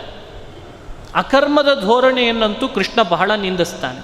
ಹೀಗಾಗಿ ಮುಂದೆ ಹೇಳಲೇಬೇಕಾದ ವಿಷಯವಾದ ಒಳಗೆ ಪ್ರವೇಶ ಮಾಡಲಿಕ್ಕೆ ಕೆಲವು ಪ್ರವೇಶಿಕಾ ಘಟ್ಟಗಳನ್ನು ನಿಮ್ಮ ಮುಂದೆ ಅನುಸಂಧಾನ ಮಾಡ್ತೀನಿ. ಮಾಡಲೇಬೇಕಾದ ಕರ್ಮವನ್ನು ಮಾಡಬೇಕು ಫಲದ ಆಸೆ ಬಿಟ್ಟು. ಬಿ, ಫಲದ ಆಸೆಯಿಂದ ಮಾಡುವ ಕರ್ಮ. ಸಿ, ಯಾವ ಕರ್ಮ ಮಾಡೋದು ಬೇಡ. ಈ ಧೋರಣೆ ಕೃಷ್ಣನಿಗೆ ಮಾಡಲೇಬೇಕಾದದ್ದನ್ನು ಫಲದ ಆಸೆ ಬಿಟ್ಟು ಮಾಡು ಅಂತ ಏನಿದೆ ಅದು ಬಹಳ ಇಷ್ಟ. ಅದನ್ನು ಕೃಷ್ಣ ಬೋಧಿಸ್ಲಿಕ್ಕೆ ಬಂದದ್ದು. ಬಿ ಮತ್ತು ಸಿ ಏನಿದೆ ಅಲ್ಲ, ಆ ಎರಡನ್ನೂ ಕೂಡ ಕೃಷ್ಣ ಪರಮಾತ್ಮ ನಿಷೇಧ ಮಾಡ್ತಾನೆ. ಬಿ ಅಂದರೆ ಫಲದ ಆಸೆಯಿಂದಲೇ ಕರ್ಮ ಮಾಡೋ ಪ್ರವೃತ್ತಿ, ಅದು ಬೇಡ, ಸಿಟ್ಟು ಶ್ರೀಕೃಷ್ಣನಿಗೆ ಆಗಬರೋದು ಬೇಡ ಅಂತಾನೆ. ಒಂದು, ಈ ಗೋಜೆ ಬೇಡ ಅಂತ ಅಕರ್ಮದ ಪ್ರವೃತ್ತಿ, ಇದು ಇನ್ನೂ ಸಿಟ್ಟು ಬರ್ತದೆ ಕೃಷ್ಣನಿಗೆ. ಏನು ಬೇಡ ಅಕರ್ಮ. ಎಷ್ಟು ಸಿಟ್ಟಾಗ್ತಾನೆ ಕೃಷ್ಣ ಅಕರ್ಮದ ಧೋರಣೆಯನ್ನು ತಾಳಿದ್ರಂತೂ ಅದನ್ನೇ ಮುಂದೆಲ್ಲ ವ್ಯಾಖ್ಯಾನ ಮಾಡ್ತಾ ಬರ್ತಾನೆ. ಅಕರ್ಮ ಸರಿಯಲ್ಲ, ವಿಕರ್ಮ ಸರಿಯಲ್ಲ, ಅಕರ್ಮ ಮತ್ತು ವಿಕರ್ಮಗಳನ್ನು ತೆರೆದಿಟ್ಟು ಬಿಡು, ಬದುಕಿನಲ್ಲಿ ಕರ್ಮ ಮಾತ್ರ ಮಾಡಬೇಕು. ಹೀಗೆ ಕೃಷ್ಣ ನಮಗದನ್ನು ಸ್ಪಷ್ಟವಾಗಿ ಅನುಸಂಧಾನಕ್ಕೆ ತರಿಸ್ತಾನೆ. ಹೀಗಾಗಿ ಕರ್ಮಣ್ಯೇವಾಧಿಕಾರಸ್ಥೆ ಮಾಫಲೇಶು ಕದಾಚನ ಅನ್ನೋ ಮಾತನ್ನು ನಾವು ಗಮನಿಸಬೇಕಾದಾಗ 4 ಅಂಶ ಹೇಳಿದ್ದಾನೆ, ಗಮನಿಸ್ರಿ. ಕರ್ಮಣ್ಯೇವಾಧಿಕಾರಸ್ಥೆ ಒಂದಂಶ, ಕರ್ಮಣ್ಯೇವಾಧಿಕಾರಸ್ಥೆ ಫಲೇಶು ಮಾ ಕದಾಚನ, ಫಲದ ವಿಷಯದಲ್ಲಿ ನಿನಗೆ ಅಧಿಕಾರ ಕೊಟ್ಟಿಲ್ಲ, ಆದ್ದರಿಂದ ಫಲದ ಆಸೆ ಪಡಬೇಡ. 2, ಫಲಹೇತುರ್ಭೂಹು ಮಾ ಕರ್ಮ ಫಲಹೇತುರ್ಭೂಹು, ಇಂಥ ಫಲವನ್ನು ಉದ್ದೇಶಿಸಿಯೇ ಈ ಕರ್ಮ ಮಾಡ್ತೀನಿ ಅನ್ನೋ ಭಾವ ನಿನ್ನಲ್ಲಿ ಬರೋದು ಬೇಡ, ಅದು ವೇದಗಳು ವಿಧಾನ ಮಾಡಿದ್ದಲ್ಲ, ವೇದದ ಅರ್ಥ ಅದಲ್ಲ. 3ನೇ ಅಂಶ. 4ನೇ ಅಂಶ ಹೇಳಿದ್ನಲ್ಲ, ಇವ್ಯಾವ ತಲೆ ಕೆಟ್ಟು ಹೋಗ್ತದಲ್ಲ ಬೇಡವೇ ಬೇಡ ಅಂತ ಅಕರ್ಮದ ಧೋರಣೆಯನ್ನಂತೂ ಎಂದೂ ಮಾಡಬೇಡ. ಅದು ಆ ಮಾತಿನ ಅಭಿಪ್ರಾಯ. ಮಾ ಕರ್ಮಫಲ ಹೇತುರ್ಭೂಹು ಮಾತೆ ಸಂಗೋ ಅಸ್ತು ಅಕರ್ಮಣಿ, ಅಕರ್ಮಣಿ ತೇ ಸಂಗಃ ಮಾ ಅಂತಂದ ಕೃಷ್ಣ. ಏನೂ ಬೇಡ, ಯಾವ ಕರ್ಮನೂ ಮಾಡೋದಿಲ್ಲ ಅಂತ ಧೋರಣೆ ಅಂತೂ ಬೇಡವೇ ಬೇಡ. ಹಂಗಂತೂ ಎಂದೂ ತಲೆ ಒಳಗೆ ಹಾಕ್ಕೊಳ್ಬೇಡ. ಸಹಜ ಪ್ರಶ್ನೆ ಉದ್ಭವಿಸ್ತೋ ಇಲ್ಲೋ ಈಗ, ಆದರೆ ಏನು ಮಾಡ್ಬೇಕಂತಿಪ್ಪ? ಅಕರ್ಮದ ಧೋರಣೆಗೆ ಹೋಗಬೇಡ ಅಂತಿ, ಫಲವನ್ನು ಉದ್ದೇಶಿಸುವ ಕರ್ಮ ಮಾಡೋದು ಬೇಡ ಅಂತಿ, ಫಲದ ಕಡೆ ಅಧಿಕಾರ ವೇದಗಳು ನಿನಗೆ ಕೊಟ್ಟಿಲ್ಲ ಅಂತಿ, ಕರ್ಮ ಮಾಡಲಿಕ್ಕಷ್ಟೇ ನಿನಗೆ ಅಧಿಕಾರ ಕೊಟ್ಟದ ವೇದ ಅಂತ ವ್ಯಾಖ್ಯಾನ ಮಾಡ್ತಿ. ಸರಿ, ಹೆಂಗೆ ಮಾಡಬೇಕು ಅಂತ ಹೇಳು. ನಿನ್ನ ಮಾತಿನಲ್ಲಿ ಒಂದು ಉತ್ತರ ಕೊಡು ಕೃಷ್ಣ, ಏನು ಮಾಡಬೇಕು, ಹೆಂಗೆ ಮಾಡಬೇಕು ಹೇಳು.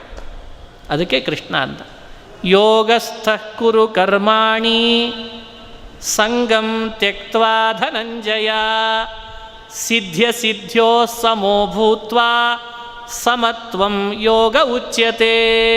ಏನು ಮಾತ್ರ ಇದು, ಎಂಥ ಅದ್ಭುತವಾಗಿ ನೋಡಿದ್ಬಿಟ್ಟ ಕೃಷ್ಣ. ಯೋಗಸ್ಥ ಕುರು ಕರ್ಮಾಣಿ ಸಂಗಂ ತ್ಯಕ್ತ್ವಾ ಧನಂಜಯ. ಹೇ ಧನಂಜಯ, ಹೇ ಅರ್ಜುನ, ಯೋಗಸ್ಥ ಕುರು ಅಂದರೆ ಯೋಗ ಶಬ್ದಕ್ಕೆ ಜ್ಞಾನೋಪಾಯ ಅಂತ ಅರ್ಥ ಹಿಂದೆ ಮಾಡಿ ಆಗಿದೆ. ಸಂಗಂ ತ್ಯಕ್ತ್ವಾ ಕುರು ಅನ್ನೋ ಮಾತಿಗೆ ಅಭಿಪ್ರಾಯ ತಂದುಕೊಳ್ಬೇಕು. ಕುರು ಅನ್ನೋದು ಸಾರ್ವಕಾಲಿಕ, ಮಾಡಲೇಬೇಕು. ಭೂಮಿ ಮೇಲೆ ಬಂದವನೆಲ್ಲರೂ ಕರ್ಮ ಮಾಡಲೇಬೇಕು. ಮಾಡಬೇಕು ಅಂದರೆ ಮಾಡುವ ವಿಧಾನದ ಹಿನ್ನೆಲೆ ಕೃಷ್ಣ ಹೇಳಿದ. ಹೇಗೆ ಮಾಡಬೇಕು ಅನ್ನೋದಕ್ಕೆ ಸಂಗಂ ತ್ಯಕ್ತ್ವಾ ಕುರು ಅಂತಂದ ಕೃಷ್ಣ. ಸಂಘ ಬಿಟ್ಟು ಕರ್ಮ ಮಾಡು. ಏನು ಸಂಘ ಬಿಡೋ ಕರ್ಮ ಅಂದ್ರೆ ಅರ್ಥ, ಅಭಿಪ್ರಾಯ ಇಷ್ಟೇ, ಫಲದ ಸಂಘ ಬಿಡು ಅಂತ ಅರ್ಥ. ಮತ್ತೆ ಬರ್ತದೆ, ಬರೋದಿಲ್ಲ ಅನ್ನಬೇಡ, ಬಂದೇ ಬರ್ತದೆ. ಫಲಸ್ನೇಹವನ್ನು ಬಿಟ್ಟುಬಿಡು, ಫಲದ ಕಡೆ ರಾಗ ಬಿಡು. ಸಿದ್ಧ್ಯ ಸಿದ್ಧ್ಯೋ ಸಮೋ ಭೂತ್ವಾ ಸಮತ್ವ ಯೋಗ ಉಚ್ಯತೆ. ಮಾಡೇ ಮಾಡ್ತಿ ಕರ್ಮಾನುಷ್ಠಾನ ಅಂದಮೇಲೆ ಅದರಿಂದ ಫಲ ಬರ್ತದೋ ಫಲ ಬರೋದಿಲ್ವೋ ಆ ಗೋಜಿಗೆ ಹೆಚ್ಚು ನೀನು ತಲೆ ಕೆಡಿಸ್ಕೊಳ್ಬೇಡ. ಆದರೆ ಮಾಡಬೇಕು, ಮಾಡುವ ಹಿನ್ನೆಲೆಯಲ್ಲಿ ಫಲದ ಆಸೆಯನ್ನು ಬಿಡಬೇಡ. ಆ ಫಲದ ಆಸೆಗಾಗಿ ಈ ಕರ್ಮ ಮಾಡ್ತೀನಿ ಅಂತ ಮಾಡಬೇಡ, ಅದು ನಿನಗೆ ಕೆಳಗೆ ತಂದು ಕೊಡ್ತದೆ. ಹಾಗೆ ಮಾಡೋದೇನಿದೆ ಅಲ್ಲ, ಮನುಷ್ಯರಿಗೆ ಬಹಳ ಕೆಳಮಟ್ಟಕ್ಕೆ ಒಯ್ತದಂತೆ. ಎಷ್ಟೋ ಸಂದರ್ಭದಲ್ಲಿ ನಾನು ಇದನ್ನು ಅನುಸಂಧಾನಕ್ಕೆ ತರಲಿಕ್ಕೆ ಈ ಮಾತು ಹೇಳ್ತಿರ್ತೀನಿ. ನಮ್ಮ ಮನೆಗಳಲ್ಲಿ ಅಥವಾ ನಮ್ಮ ಆಫೀಸ್ಗಳಲ್ಲಿ ಕೆಲವ್ರ ಕಡೆ ನಾವೇ ಕೆಲಸ ಮಾಡಿಸ್ಕೊಂಡ್ಬಿಡ್ತೀವಿ. ಅದು ಮಾಡಿ, ಇದು ಮಾಡಿ, ಅದನ್ನು ಮಾಡಿ, ಎಲ್ಲ ಮಾಡು ಅಂತ ಅಂದ್ಬಿಡ್ತೀವಿ.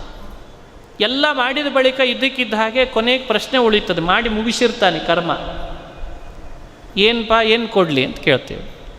ಇಷ್ಟೆಲ್ಲ ಮಾಡಿದೆಯಲ್ಲ ಮತ್ತೆ ಏನು ಕೊಡಲಿ? ತಕ್ಷಣ ಅವ ಏನಾದರೂ ಅಪ್ಪಿ ತಪ್ಪಿ ಬಾಯಲ್ಲಿ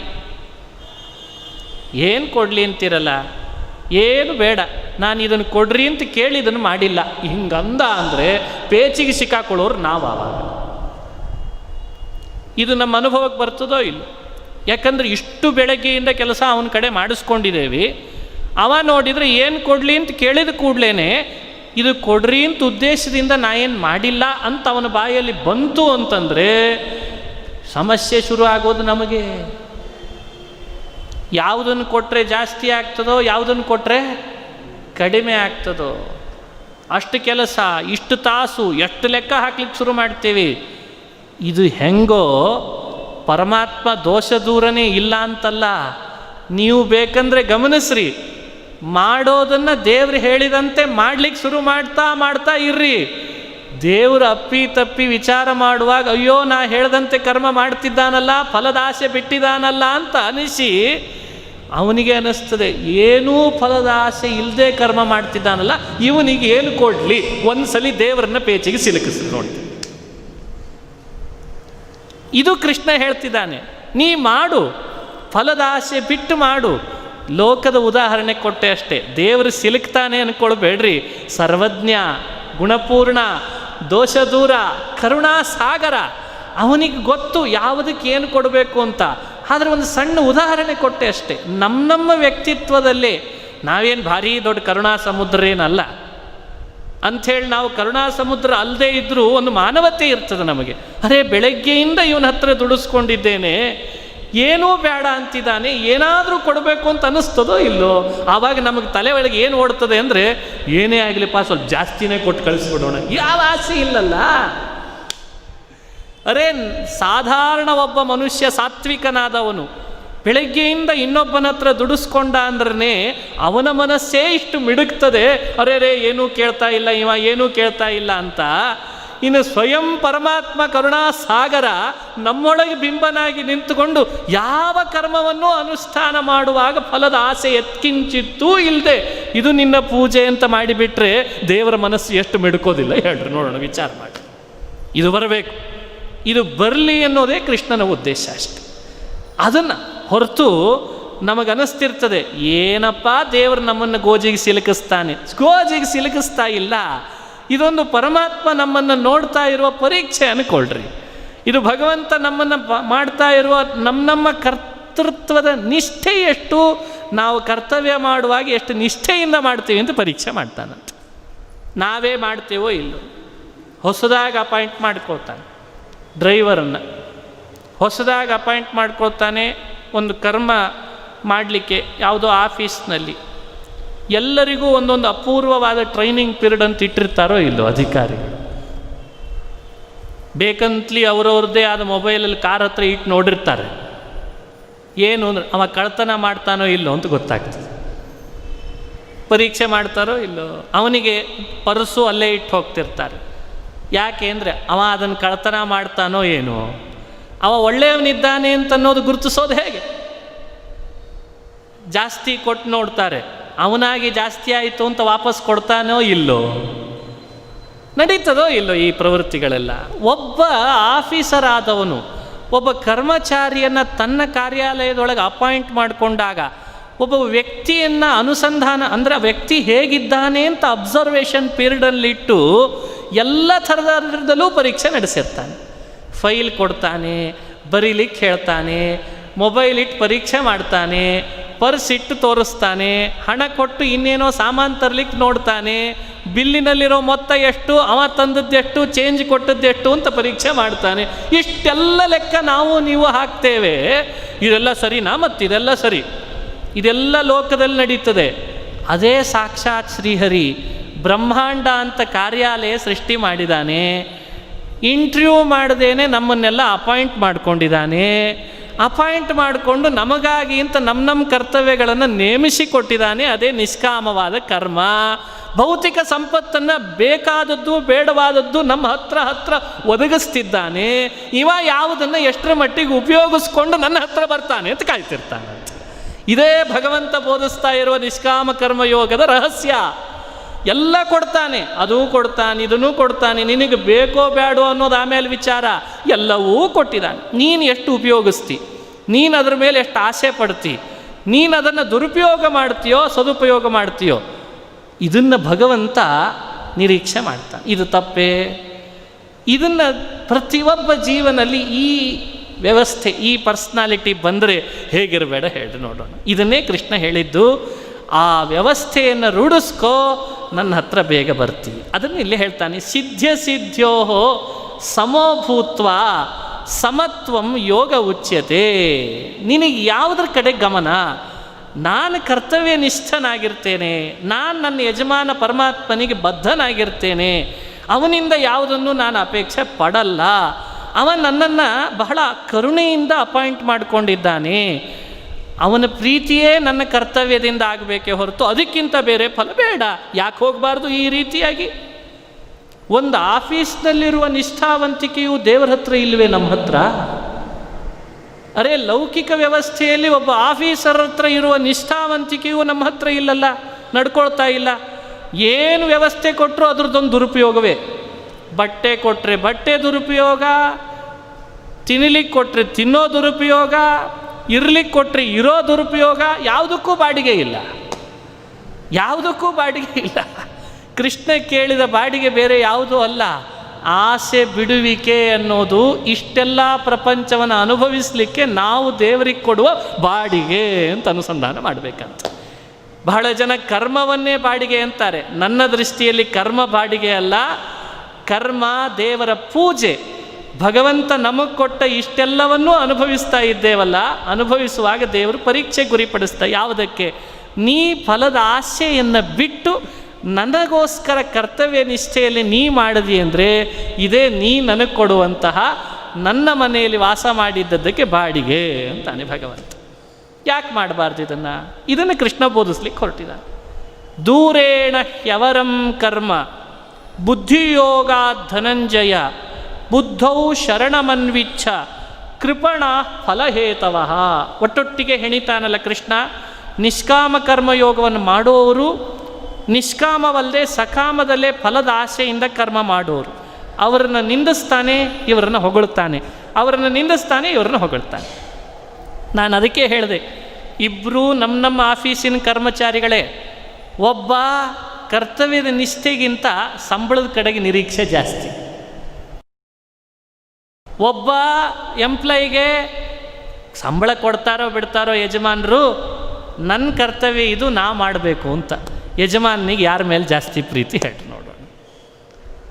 ಕರ್ತವ್ಯ ನಿಷ್ಠೆಯಲ್ಲಿ ಇರುವವನ ಮೇಲೆ ಪ್ರೀತಿ ಜಾಸ್ತಿಯೋ, ಫಲದ ಆಸೆ, ಸಂಬಳದ ಆಸೆ, ನನಗೆ ಏನು ಮಾಡ್ತೇವೋ ಬಿಡ್ತೇವೋ ಗೊತ್ತಿಲ್ಲರಿ, ತಿಂಗಳಾಯಿತು ಸಂಬಳ ಇಟ್ಟುಬಿಡ್ರಿ ಅನ್ನೋನ ಮೇಲೆ ಪ್ರೀತಿ ಜಾಸ್ತಿಯೋ? ಅಲ್ಲಪ್ಪ, ನಿನ್ನ ಕರ್ತವ್ಯ ಅದು ಆಮೇಲಿನ ವಿಚಾರ. ನೀವು ಹೇಳಿದ್ರೆ ಇಲ್ಲ ಅಗ್ರಿಮೆಂಟ್ ಆಗಿದೆ, ಕೊಟ್ಟುಬಿಡ್ರಿ ನನಗೆ. ಸ್ವಲ್ಪ ಮನಸ್ಸಿನಿಂದ ನಾವು ನಿಮ್ಮನ್ನು ಜೊತೆಯಲ್ಲಿ ಆಲೋಚನೆ ಮಾಡಿಕೊಂಡ್ರೆ ಯಾವುದರ ಮೇಲೆ ಹೆಚ್ಚು ಯಜಮಾನಿಗೆ ಪ್ರೀತಿ ಜಾಸ್ತಿ? ಯಜಮಾನ ಅಂದರೆ ಲೌಕಿಕ ಯಜಮಾನನ ಬಗ್ಗೆ ಹೇಳ್ತಾ ಇಲ್ಲ, ಸಾಕ್ಷಾತ್ ಶ್ರೀಹರಿ ನಮ್ಮೆಲ್ಲರ ಬಿಂಬನಾಗಿ ನಮ್ಮಂಥ ಕರ್ಮಚಾರಿಗಳನ್ನು ಈ ರೀತಿಯಲ್ಲಿ ಅಪೇಕ್ಷೆ ಪಡ್ತಾನೆ. ಇವ ಹೀಗಾಗಲಿ, ಇವ ಹೀಗಾಗಿ ನನ್ನ ಬಳಿಗೆ ಬರಲಿ, ಹೀಗಾಗದೇ ಇದ್ದರೆ ಅವ ಸರಿಯಲ್ಲ. ಇದು ಕೃಷ್ಣನ ದೃಷ್ಟ. ಇಲ್ಲಿ ಯಾವ ಫಲದ ಅಪೇಕ್ಷೆಯೂ ಪರಮಾತ್ಮನಿಗಿಲ್ಲ. ಯಾಕೆಂದರೆ ದೇವರೇನು ಇನ್ವೆಸ್ಟ್ಮೆಂಟ್ ಮಾಡಿಲ್ಲ, ಮಾಡಿದ ಇನ್ವೆಸ್ಟ್ಮೆಂಟಿಗೆ ದುಪ್ಪಟ್ಟಿನ ಫಲದ ನಿರೀಕ್ಷೆ ಪರಮಾತ್ಮನಿಗೆ ಇಲ್ಲ. ಮತ್ತೇನು, ಕೇವಲ ಜೀವರು ತಮ್ಮ ಆನಂದದ ಅಭಿವ್ಯಕ್ತಿಯನ್ನು ಪಡ್ಕೊಳ್ಳಿ ಅನ್ನೋ ಏಕೈಕ ಉದ್ದೇಶದಿಂದ ಈ ಕಡೆಗೆ ವ್ಯವಸ್ಥಿತವಾಗಿ ಭಗವಂತ ಬೋಧಿಸ್ತಾ ಬರ್ತಾನೆ. ದೂರೇಣ ಹ್ಯವರಂ ಕರ್ಮ, ಫಲದ ಆಸೆಯಿಂದ ಮಾಡುವಂಥ ಕರ್ಮ ಅದು ಬಹಳ ಬಹಳ ಕೆಟ್ಟ, ಅದು ಬಿಟ್ಬಿಡು, ದೂರ ಸರಿಸಿಬಿಡು. ಬುದ್ಧಿಯೋಗ ಧನಂಜಯ ಅಂತಂದ ಕೃಷ್ಣ. ಈ ಸಕಾಮ ನಿಷ್ಕಾಮ ಕರ್ಮಗಳಲ್ಲಿ ಈ ಕರ್ಮ ಸರಿಯಲ್ಲ ಅಂತ ಅದನ್ನು ದೂರ ಸರಿಸೋದು ಸಮಸ್ಯೆನೇ ಅಂತೆ, ಕಠಿಣನೇ ಅಂತ. ಅದಕ್ಕೆ ಕೃಷ್ಣ ಬುದ್ಧಿಯೋಗ ಧನಂಜಯ ಅಂತ. ಇದನ್ನು ಬಾಯಿ ಬಿಟ್ಟು ಇಂಟರ್ಪ್ರಿಟೇಟ್ ಮಾಡಲಿಕ್ಕಾಗಲ್ಲ.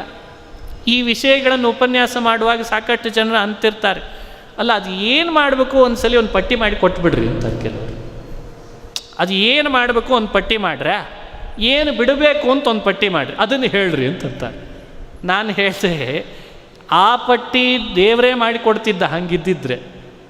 ಇದೇನಾಗ್ಯದ, ನಮ್ಮ ಕಾಯಕ ಅದೇ ಕರ್ಮ, ಅದೇ ಕರ್ತವ್ಯ. ನಮ್ಮ ಕಾಯಕವನ್ನು ರೂಪಿಸುವ ವ್ಯವಸ್ಥೆಯಲ್ಲಿ ಅವರವ್ರದ್ದು ಬೇರೆ ಬೇರೆ ಆಗಿರ್ತದೆ. ಅದಕ್ಕೆ ಕೃಷ್ಣ ಬುದ್ಧಿಯೋಗ ಧನಂಜಯ ಅಂತಂದ. ನೀನು ಚಾಣಾಕ್ಷತನದಿಂದ ಇಂಥದ್ದನ್ನು ಮಾಡೋಣದ್ರಿಂದ ನಮ್ಮ ಯಜಮಾನ ಪ್ರೀತಿ ಆಗ್ತಾನೆ ಅಂತ ಅನ್ನಿಸ್ತದೋ ಇಲ್ಲೋ ನಿನಗೆ ಅಂತ ಕೇಳ್ತಾನೆ. ಇಂಥದ್ದನ್ನು ನಾ ಮಾಡದೇ ಇರೋದರಿಂದ ನಮ್ಮ ಯಜಮಾನ ಖುಷಿ ಆಗ್ತಾನೆ ಅಂತ ಅನ್ನಿಸ್ತದೋ ಇಲ್ಲೋ ನಿನಗೆ? ಗೊತ್ತಾಗ್ತದೆ ನಮಗೆ, ಗೊತ್ತಾಗೋದಿಲ್ಲ ಅನ್ನಬೇಡ್ರಿ. ಮಹಾಪ್ರಚಂಡ ಇದ್ದೇವೆ ನಾವೆಲ್ಲ. ನಮಗೆ ಗೊತ್ತಾಗದಿದ್ರೆ ಕೃಷ್ಣ ಯಾಕೆ ಇದನ್ನು ಉಪದೇಶ ಮಾಡ್ತಿದ್ದ? ನಾವು ಪ್ರಚಂಡರೇ, ಅಂಥ ಸುಲಭದ ವ್ಯಕ್ತಿತ್ವ ಏನಲ್ಲ ಜೀವನಿಗೆ.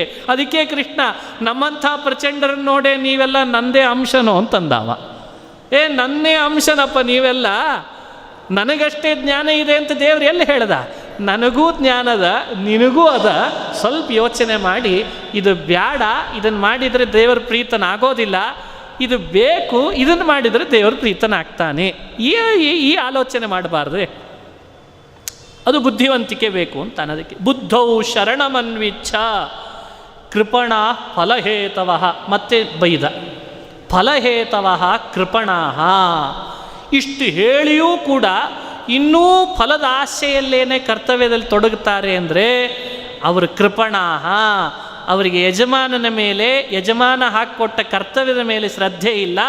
ಅವರು ತಮ್ಮ ಸ್ವಾರ್ಥ, ತಮ್ಮ ಫಲದ ಕಡೆಗೆ ಆಸೆ ಮಾತ್ರ ಇದೆ ಅಂತ ಅರ್ಥ ಅಂತಂತಾನೆ. ಹೇಗೆ ಹೇಳಿದ್ದಾನೆ ಕೃಷ್ಣ? ಬುದ್ಧಿಯುಕ್ತೋ ಜಹಾತೀಹ ಉಭೇ ಸುಕೃತ ದುಷ್ಕೃತೆ ತಸ್ಮಾದ್ ಯೋಗಾಯು ಯುಜ್ಯಸ್ವ ಯೋಗ ಕರ್ಮಸು ಕೌಶಲಂ. ಇದು ಕೃಷ್ಣ ಮಾತನಾಡಿದಂಥದ್ದು. ಪ್ರತಿಯೊಬ್ಬ ಮನುಷ್ಯ, ಇದು ಭಗವಂತನ ಕರ್ತವ್ಯ, ಇದು ಭಗವಂತನ ಪ್ರೀತಿಗೋಸ್ಕರ ಮಾಡೋ ಕಾರ್ಯ. ಬುದ್ಧಿಯುಕ್ತ ಅನ್ನೋ ಶಬ್ದಕ್ಕೆ ಅದೇ ಅರ್ಥ. ಭಗವಂತನ ಜ್ಞಾನ ಮಾಡಿಕೊಂಡು ಅವ ನಮ್ಮ ಯಜಮಾನ, ಅವ ಸ್ವತಂತ್ರ, ಅವ ಕರ್ತೃ, ಅವ ನಿಜವಾಗ್ಲು ಒಳಗಿದ್ದವ ಅವ. ಅವನ ಪ್ರೀತಿಗೋಸ್ಕರ ನಾನು ಮಾಡಲಿಕ್ಕೆ ಹೊರಟಾಗ ನನ್ನ ಈ ಕರ್ತವ್ಯ ಕರ್ಮ ಏನು ಲಾಭ ತಂದು ಕೊಡ್ತದೆ ಅಂದರೆ ಉಭೇ ಸುಕೃತ ದುಷ್ಕೃತೆ ಜಹಾತಿ ಎಂದ ಕೃಷ್ಣ. ತಸ್ಮಾದ್ ಯೋಗಾಯ ಯುಜ್ಯಸ್ವ ಯೋಗ ಕರ್ಮಸು ಕೌಶಲಂ. ಮನುಷ್ಯರು ಅಂದ್ಕೊಳ್ತಿರ್ತೇವೆ ನಾವು, ಸಾಕಷ್ಟು ಜನ ಗೊಂದಲಕ್ಕೀಡಾಗಿದ್ದಾರೆ ಇವತ್ತು. ಎಷ್ಟು ಪಾಪ ಮಾಡಿಬಿಟ್ಟೆ ನಾನು ಅಂತ ಕೆಲವರು ಅಂತಿರ್ತಾರೆ. ಬಹಳ ಪಾಪ ಮಾಡಿಬಿಟ್ಟೆ, ಇದು ಹೆಂಗೆ ಕಳ್ಕೊಳ್ಳೋದು ಅಂತ ಗೊತ್ತಾಗ್ತಾ ಇಲ್ಲ.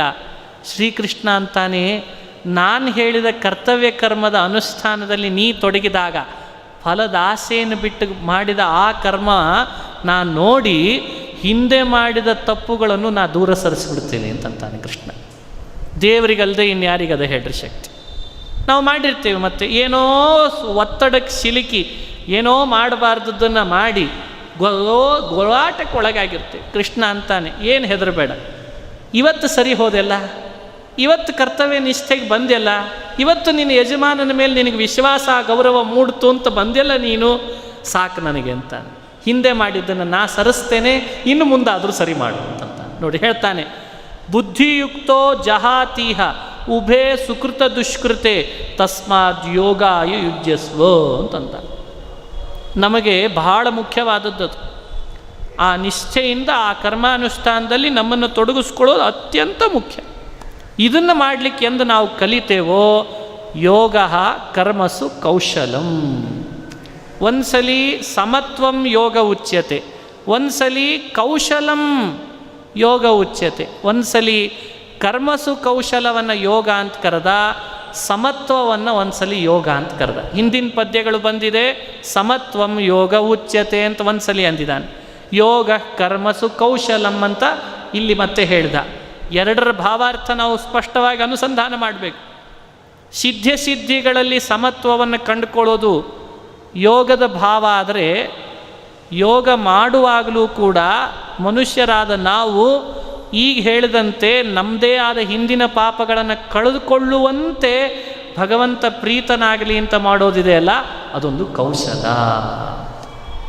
ಸಾಕಷ್ಟು ಸಂದರ್ಭಗಳಲ್ಲಿ ನಮ್ಮ ಮನೆಯಲ್ಲಿ ಕೆಲಸ ಮಾಡಿಸ್ಕೊಳ್ಳುವಾಗ ತಪ್ಪು ನಡೆದು ಹೋಗಿರ್ತದೆ, ಎಂಪ್ಲಾಯ್ ಮಾಡಿರ್ತಾನೆ.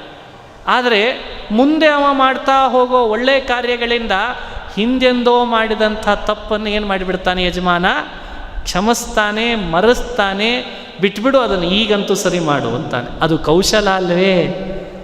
ಅದು ಹೇಗೆ ಕೌಶಲವೋ ಇದು ಕೌಶಲವೇ ಅಂತ ಕೃಷ್ಣ ಹೇಳಿದ್ದಾನೆ. ಅದೇ ಉದಾಹರಣೆ ನೋಡ್ರಿ, ಸ್ಪಷ್ಟ. ತಸ್ಮಾತ್ ಯೋಗಾಯ ಯುಜ್ಯಸ್ವ ಯೋಗ ಕರ್ಮಸು ಕೌಶಲಂ ಅಂತ ಅಂದ್ಬಿಟ್ಟ ಕೃಷ್ಣ. ಹೀಗೆ ಕರ್ಮಯೋಗವನ್ನು ಶ್ರೀಕೃಷ್ಣ ನಮಗೆ ಅನುಸಂಧಾನ ಮಾಡಿಸುವಾಗ ಈ ವಿಷಯಗಳನ್ನು ವ್ಯಾಖ್ಯಾನ ಮಾಡ್ತಾ ಬಂದ. ಇದೇ ಜ್ಞಾನ ಸಾಧನ, ಇದಕ್ಕಿಂತ ಜ್ಞಾನ ಸಾಧನವಾದದ್ದಿಲ್ಲ. ಅಂತಃಕರಣ ಏನಾಗ್ತದೆ, ಭಗವಂತನ ಅಪರೋಕ್ಷ ಜ್ಞಾನವನ್ನು ಪಡಿಬೇಕಾದ್ರೆ ನಮ್ಮೆಲ್ಲರ ಅಂತಃಕರಣ ಬೇಕು. ಈ ಅಂತಃಕರಣ ಅನ್ನೋದೊಂದು ಪಾತ್ರೆ ಇದ್ದ ಹಾಗೆ. ಈ ಪಾತ್ರೆಯನ್ನು ತೊಳೆದೇ ಹೋದರೆ ಭಗವಂತನ ಜ್ಞಾನ ಅನ್ನೋ ಅಡಿಗೆ ಮಾಡಲಿಕ್ಕೆ ಸಾಧ್ಯ ಇಲ್ಲ.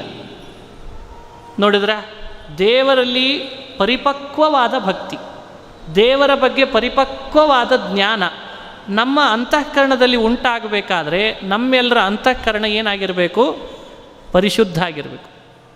ಸಣ್ಣ ಉದಾಹರಣೆ, ತೊಳೆಯದ ಪಾತ್ರೆಯಲ್ಲಿ ಅಡಿಗೆ ಮಾಡಿದರೆ ಏನಾದೀತು, ತೊಳೆದ ಪಾತ್ರೆಯಲ್ಲಿ ಅಡಿಗೆ ಮಾಡಿದರೆ ಏನಾಗ್ತದೆ? ಹಾಗಾದರೆ ತೊಳಿಬೇಕು ಪಾತ್ರೆ ಅಂದರೆ ನೀರು ಬೇಕೇ ಬೇಕು. ಶಾಸ್ತ್ರಗಳು ನಿಷ್ಕಾಮ ಕರ್ಮವನ್ನು ನೀರಿಗೆ ಹೋಲಿಸಿದ್ದಾರೆ. ತಸ್ಮಿನ್ ಅಪೋ ಮಾತರಿಶ್ವಾದಧಾತಿ ಅಂತ. ನಿಷ್ಕಾಮ ಕರ್ಮ ಇದೆ ಅಲ್ರೇ, ಅದು ನೀರಿದ್ದ ಹಾಗೆ. ಅದನ್ನು ನಾವು ದಿನಾ ನಮ್ಮ ಆ್ಯಟಿಟ್ಯೂಡನ್ನು ನಿಷ್ಕಾಮ ಕರ್ಮದೊಳಗೆ ತೊಡಗಿಸ್ಕೊಂಡು ಬಿಟ್ಟರೆ ಅಂತಃಕರಣ ಯಾವಾಗಲೂ ಪರಿಶುದ್ಧ ಇರ್ತದೆ. ಫಲದ ಆಸೆ ಇಲ್ಲ. ನನಗೇನು ಹೇಳಿದಾನೆ ದೇವರು, ನಾ ಕರ್ಮ ಮಾಡ್ತಾ ಹೋಗ್ತಿದ್ದೇನೆ ಅಷ್ಟೇ, ಮಾಡ್ತಾ ಇರ್ತಾನೆ. ರೊಟೀನ್ ವರ್ಕು, ಫಲದ ಆಸೆ ಕಡೆಗೆ ಗೋಜಿಲ್ಲ, ತಲೆ ಕೆಡಿಸ್ಕೊಂಡಿಲ್ಲ, ತುಂಬ ಕೌಶಲಕ್ಕೆ ಇಳಿದು ಬಿಟ್ಟಿದ್ದಾನೆ ಎಂಪ್ಲಾಯ್, ಮಾಡ್ತಾ ಹೋಗ್ತಿರ್ತಾನೆ. ಆ ಮಾಡ್ತಾ ಹೋಗೋದ್ರಿಂದ ಅಂತಃಕರಣ ಪರಿಶುದ್ಧವಾಗಿರ್ತದಂತೆ ಯಾವಾಗಲೂ. ಅಂತಃಕರಣದ ಪರಿಶುದ್ಧಿಯಿಂದ ಜ್ಞಾನದ ಪಾಕ, ಭಕ್ತಿಯ ಪಾಕ ಅಂತಃಕರಣದಲ್ಲಿ ಬರಲಿಕ್ಕೆ ಸಾಧ್ಯ ಆಗ್ತದಂತೆ. ಅದಕ್ಕೆ ನೀರು ಅಂದರೆ ಬೇರೆ ಅಲ್ಲ, ಹೊರಗಿನ ಈ ದೇಹವನ್ನು ತೊಳೆದುಕೊಳ್ಳಲಿಕ್ಕೆ ನಮ್ಮ ಎಲ್ಲ ಭೌತಿಕವಾದ ನೀರು ಬೇಕು. ಒಳಗಿನ ಅಂತಃಕರಣದ ಮಲವನ್ನು ತೊಳೆದುಕೊಳ್ಳಲಿಕ್ಕೆ ನಿಷ್ಕಾಮ ಕರ್ಮ ಅನ್ನೋ ನೀರೇ ಬೇಕು ಅನ್ನೋದು ಕೃಷ್ಣ ಪರಮಾತ್ಮನ ಅಭಿಪ್ರಾಯ. ನಿಷ್ಕಾಮ ಕರ್ಮದ ನೀರು ಹಾಕಿ ಆ ಪಾತ್ರೆ ತೊಳಿ. ಆ ಪಾತ್ರೆ ತೊಳೆದಿ ಅಂದರೆ ತಾನಾಗೆ ಜ್ಞಾನದ ಅಡಿಗೆ ಮಾಡು ವಾಸನೆ ಬರಲ್ಲ. ಇಲ್ಲದೆ ಹೋದರೆ ಹಿಂದಿನ ದಿನದ ಅಡಿಗೆ ವಾಸನೆ ಬರ್ತದೆ. ಆವಾಗ ಏನಂದ್ರೆ ಅರ್ಥ, ನಿಷ್ಕಾಮ ಕರ್ಮ ಮಾಡದೇ ಜ್ಞಾನದ ಅಡಿಗೆ ಮಾಡಲಿಕ್ಕೆ ಹೋದರೆ ಹಿಂದಿನ ದಿನದ ವಾಸನೆ ಬರ್ತದೆ. ಅಂದರೆ ಅಹಂಕಾರ, ಮದ ಮಾತ್ಸರ್ಯಗಳ ವಾಸನೆ ಜಾಸ್ತಿ ಶುರು ಆಗ್ತದೆ. ಕರ್ಮದ ನೀರಿನಿಂದ ಅಂತಃಕರಣದ ಪಾತ್ರೆ ತೊಳೆದವ ಸರಿಯಾದ ಶುದ್ಧ ಪಾತ್ರೆಯಲ್ಲಿಟ್ಟು ಅಡಿಗೆ ಮಾಡಿದ್ದಕ್ಕೆ ಜ್ಞಾನ ಅನ್ನೋ ಅಡಿಗೆ ರುಚಿ ರುಚಿಯಾಗಿ ದೇವರ ಪ್ರೀತಿಗಾಗಿ ಕಾರಣ ಆಗ್ತದಂತೆ. ಹೀಗಾಗಿ ದಾಸರು ಕೂಡ ನಿಷ್ಕಾಮ ಕರ್ಮಯೋಗವನ್ನು ನೀರು ಅಂತ ವ್ಯಾಖ್ಯಾನ ಮಾಡಿದ್ದಾರೆ. ವೇದಗಳ ಭಾಷೆ ಕರ್ಮವನ್ನು ನೀರು ಅಂತ ಹೇಳ್ತದೆ. ನಮಗೆ ನೀರು ಅಂದರೆ ನೀರು ಅಷ್ಟೇ ಅಲ್ಲ, ನಿಷ್ಕಾಮ ಕರ್ಮವೇ ನೀರು. ಏಕಾದಶಿ ಬೇರೆ, ಸ್ವಲ್ಪ ಆದರೂ ಭಾಗವತ ಧರ್ಮ ಅನುಷ್ಠಾನ ಮಾಡೋದು ಚಿಂತನೆ ಮಾಡಬೇಕು. ಮುಳ್ಳು ಕೊನೆಯ ಮೇಲೆ 3 ಕೆರೆಯ ಕಟ್ಟಿ 2 ತುಂಬದು 1 ತುಂಬಲೇ ಇಲ್ಲ. ತುಂಬದಿದ್ದ ಕೆರೆಗೆ ಬಂದರು 3 ಒಡ್ಡರು, 2 ಕುಂಟರು, ಒಬ್ಬಗೆ ಕಾಲೇ ಇಲ್ಲ.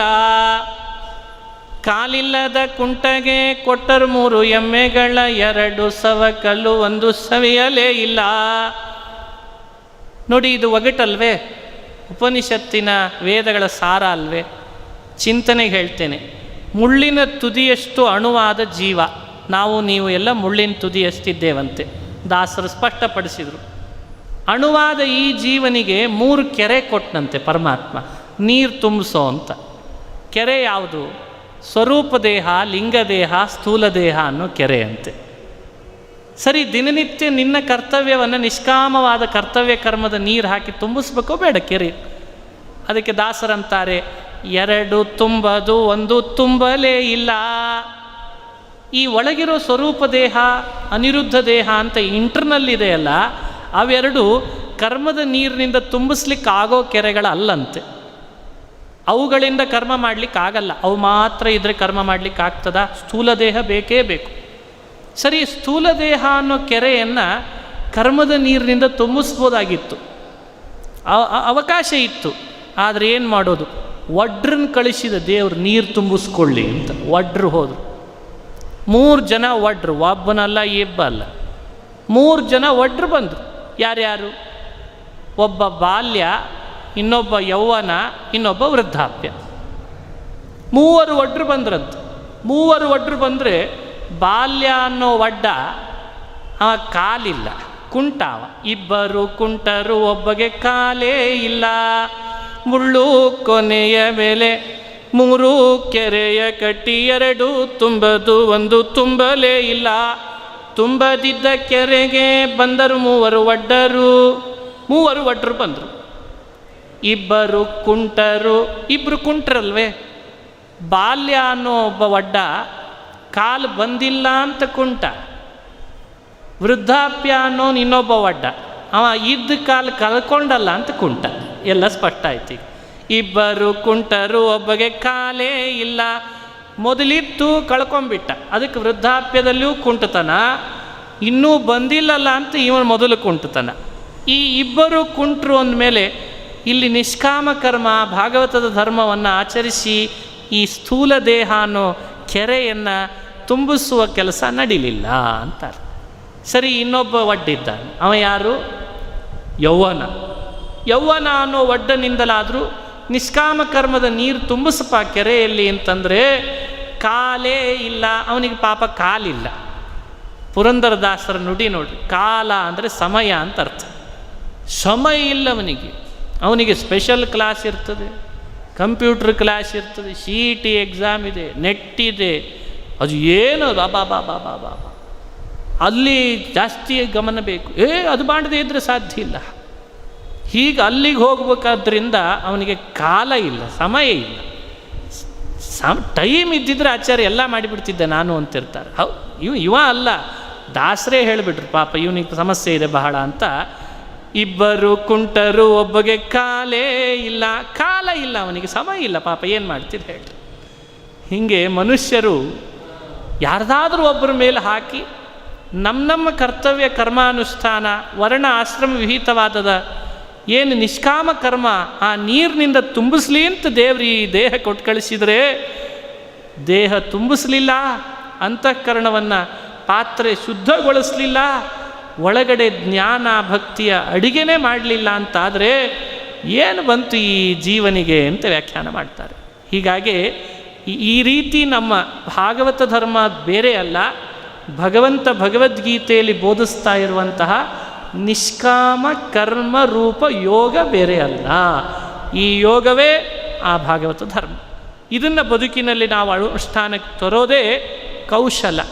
ಇದನ್ನು ಬದುಕಿನಲ್ಲಿ ಅನುಷ್ಠಾನಕ್ಕೆ ತರುವಾಗ ಫಲವನ್ನು ಆಸೆ ಪಡದೇ ಇರೋದೇ ಸಮತ್ವ.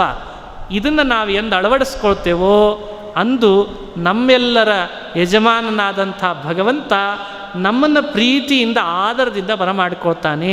ಇದನ್ನು ಬೋಧಿಸ್ಲಿಕ್ಕೆ ಹೊರಟಿದ್ದಾನೆ ಭಗವದ್ಗೀತೆಯಲ್ಲಿ. ಹೀಗೆ ಚಿಂತನೆ ಮಾಡ್ರಿ ಅಂತ ತಿಳಿಸ್ತಾ, ಕರ್ಮಜಂ ಬುದ್ಧಿಯುಕ್ತ ಹಿ ಫಲಂ ತ್ಯಕ್ತ್ವಾ ಮನೀಷಿಣಃ ಜನ್ಮಬಂಧ ವಿನಿರ್ಮುಕ್ತ ಪದಂ ಗಚ್ಚಂತ್ಯನಾಮಯಂ. 50 ಪದ್ಯಗಳೊಂದಿಗೆ ಇವತ್ತಿನ ಪ್ರವಚನವನ್ನು ಮುಕ್ತಾಯ ಮಾಡ್ತಾ ಇದ್ದೇನೆ. ಹೀಗಾಗಿ ಇವತ್ತಿನ ಈ ಪ್ರವಚನ ಇಲ್ಲಿಗೆ. ಕರ್ಮಯೋಗ, ಸಾಂಖ್ಯಯೋಗ ಇವು ನಮ್ಮ ಅನುಸಂಧಾನಕ್ಕೆ ಬರಲಿ ಅಂಥೇಳಿ ಕೃಷ್ಣ ಸಾಕಷ್ಟು ವಿಷಯಗಳು ಹೇಳ್ತಾ ಬರ್ತಾನೆ. ಈ ಬಾರಿಯ ಈ ಪ್ರವಚನ ಈ ಮಾಸದ್ದು ಮುಕ್ತಾಯ ಮಾಡ್ತಾ, ಮುಂದಿನ ಮಾಸದ ಪ್ರವಚನ ಜುಲೈ 2ನೇ ತಾರೀಕು ಅಂತ ನಿಗದಿಪಡಿಸಿದ್ದೇವೆ. ಹೀಗಾಗಿ ಭಗವದ್ಭಕ್ತರು ಮುಂದಿನ ಭಗವದ್ಗೀತೆಯ ಆ ವಿಷಯಗಳನ್ನು ಅನುಸಂಧಾನ ಮಾಡಿಕೊಳ್ಳಿಕ್ಕೆ ಮತ್ತೊಂದು ಅವಕಾಶ ಅಂತ ತಿಳಿಸ್ತಾ, ಮಾಸ ಪ್ರತಿ ಇಲ್ಲೇನು ಭಗವದ್ಗೀತಾ ಪ್ರವಚನ ನಡೀತಾ ಇದೆ, 2 ರೀತಿ ಇದಕ್ಕೆ ಶ್ರೋತೃಗಳು. ಒಂದು ಮಾಧ್ಯಮದಿಂದ ಶ್ರೋತೃಗಳು ಬೇರೆ, ಪ್ರತ್ಯಕ್ಷವಾಗಿ ಶ್ರೋತೃಗಳು ಬೇರೆ. 2 ರೀತಿಯ ಶ್ರೋತೃಗಳಿಗೂ ಕೂಡ ಭಗವದ್ಗೀತೆಯ ಒಳಗಿನ ರಹಸ್ಯ ಏನು, ಯಾಕೆ ಕೃಷ್ಣ ಈ ಮಾತುಗಳನ್ನು ಆಡಿದ, ಅವನಿಗೆ ಯಾವ ಉದ್ದೇಶವೂ ನಮ್ಮನ್ನು ಕಷ್ಟದಲ್ಲಿ ಸಿಲುಕಿಸ್ಬೇಕು ಅಂತಿಲ್ಲ. ವೇದಗಳು ತಾಯಿ ಆದರೆ ಪರಮಾತ್ಮ ತಂದೆಯಾಗಿದ್ದಾನೆ. ಈ ತಂದೆ ತಾಯಿ ಅಂದ್ರೆ ಮನಸ್ಸು ಸದಾ ನಮ್ಮನ್ನು ಉದ್ಧಾರ ಮಾಡಲಿಕ್ಕೇ ಮಿಡುಕ್ತದೆ ಹೊರತು ನಮ್ಮನ್ನು ಕಷ್ಟದಲ್ಲಿ ಸಿಲುಕಿಸಿ ಉಪವಾಸ ವನವಾಸದಲ್ಲಿ ಬೀಳಿಸೋ ಉದ್ದೇಶ ಅವರಿಗಿಲ್ಲ. ಆ ರೀತಿ ಭಗವದ್ಗೀತೆಯನ್ನು ಇಂಟರ್ಪ್ರಿಟೇಟು ಮಾಡಬಾರ್ದು. ಅದು ಅಂತಃಕರಣದ ಗ್ರಂಥ, ಅದು ತಾಯಿ ಕರಳಿನ ಗ್ರಂಥ. ಹಾಗೆ ನಾವು ಅದನ್ನು ಅನುಸಂಧಾನ ಮಾಡಿ ನಮ್ಮ ಬದುಕನ್ನು ಆ ವಿಷಯಗಳನ್ನು ಅವಗಾಹನೆ ಮಾಡಿ ಯಾವ ರೀತಿ ನಾವು ಮೇಲೆ ಬರಬೇಕು ಅನ್ನೋದನ್ನು ಚಿಂತನೆ ಮಾಡೋದು ಈ ಭಗವದ್ಗೀತಾ ಪ್ರವಚನದ ಉದ್ದೇಶ ಆಗಿದೆ. ಪ್ರತಿ ಮಾಸವೂ ಕೂಡ ಇದಕ್ಕೆ ಭಾಗವಹಿಸುವಂತಾಗಲಿ ಅಂತ ಕೇಳ್ತಾ, ಅದೇ ಹೇಳಿದ್ನೆಲ್ಲ, ಎರಡೂ ರೀತಿ ಮಾಧ್ಯಮದಲ್ಲಿ ನೋಡುವವರಿಗೂ ಶ್ರೋತೃಗಳಾಗಿ ಬಂದವರಿಗೂ ಕೂಡ ವಿಶೇಷವಾಗಿ ಪರಮಾತ್ಮನ ಅನುಗ್ರಹ ಆಗಲಿ ಅಂತ ಕೋರ್ತಾ, ಈ ಮಾಸದ ಈ ಪ್ರವಚನ ಅಸ್ಮದ್ ಗುರುವಂತರ್ಗತ ತತ್ವಾಭಿಮಾನಿ ದೇವತಾ ಪ್ರೇರೇಪಕ ಹನುಮದ್ಭೀಮ ಮಧ್ವಾಂತರ್ಗತ ರಾಮಕೃಷ್ಣ ವೇದವ್ಯಾಸಾದಿ ಅನಂತ ಅವತಾರಾತ್ಮಕನಾದಂಥ ಲಕ್ಷ್ಮೀ ಹಯಗ್ರೀವ ಭಿನ್ನ ಬಿಂಬರೂಪಿ ಭಗವಂತನ ಪಾದಗಳಲ್ಲಿ ಅರ್ಪಣೆ ಮಾಡ್ತಾ ಇದ್ದೇನೆ. ಶ್ರೀಕೃಷ್ಣಾರ್ಪಣಮಸ್ತು. ಹರಯೇ ನಮಃ, ಹರಯೇ ನಮಃ, ಹರಯೇ ನಮಃ.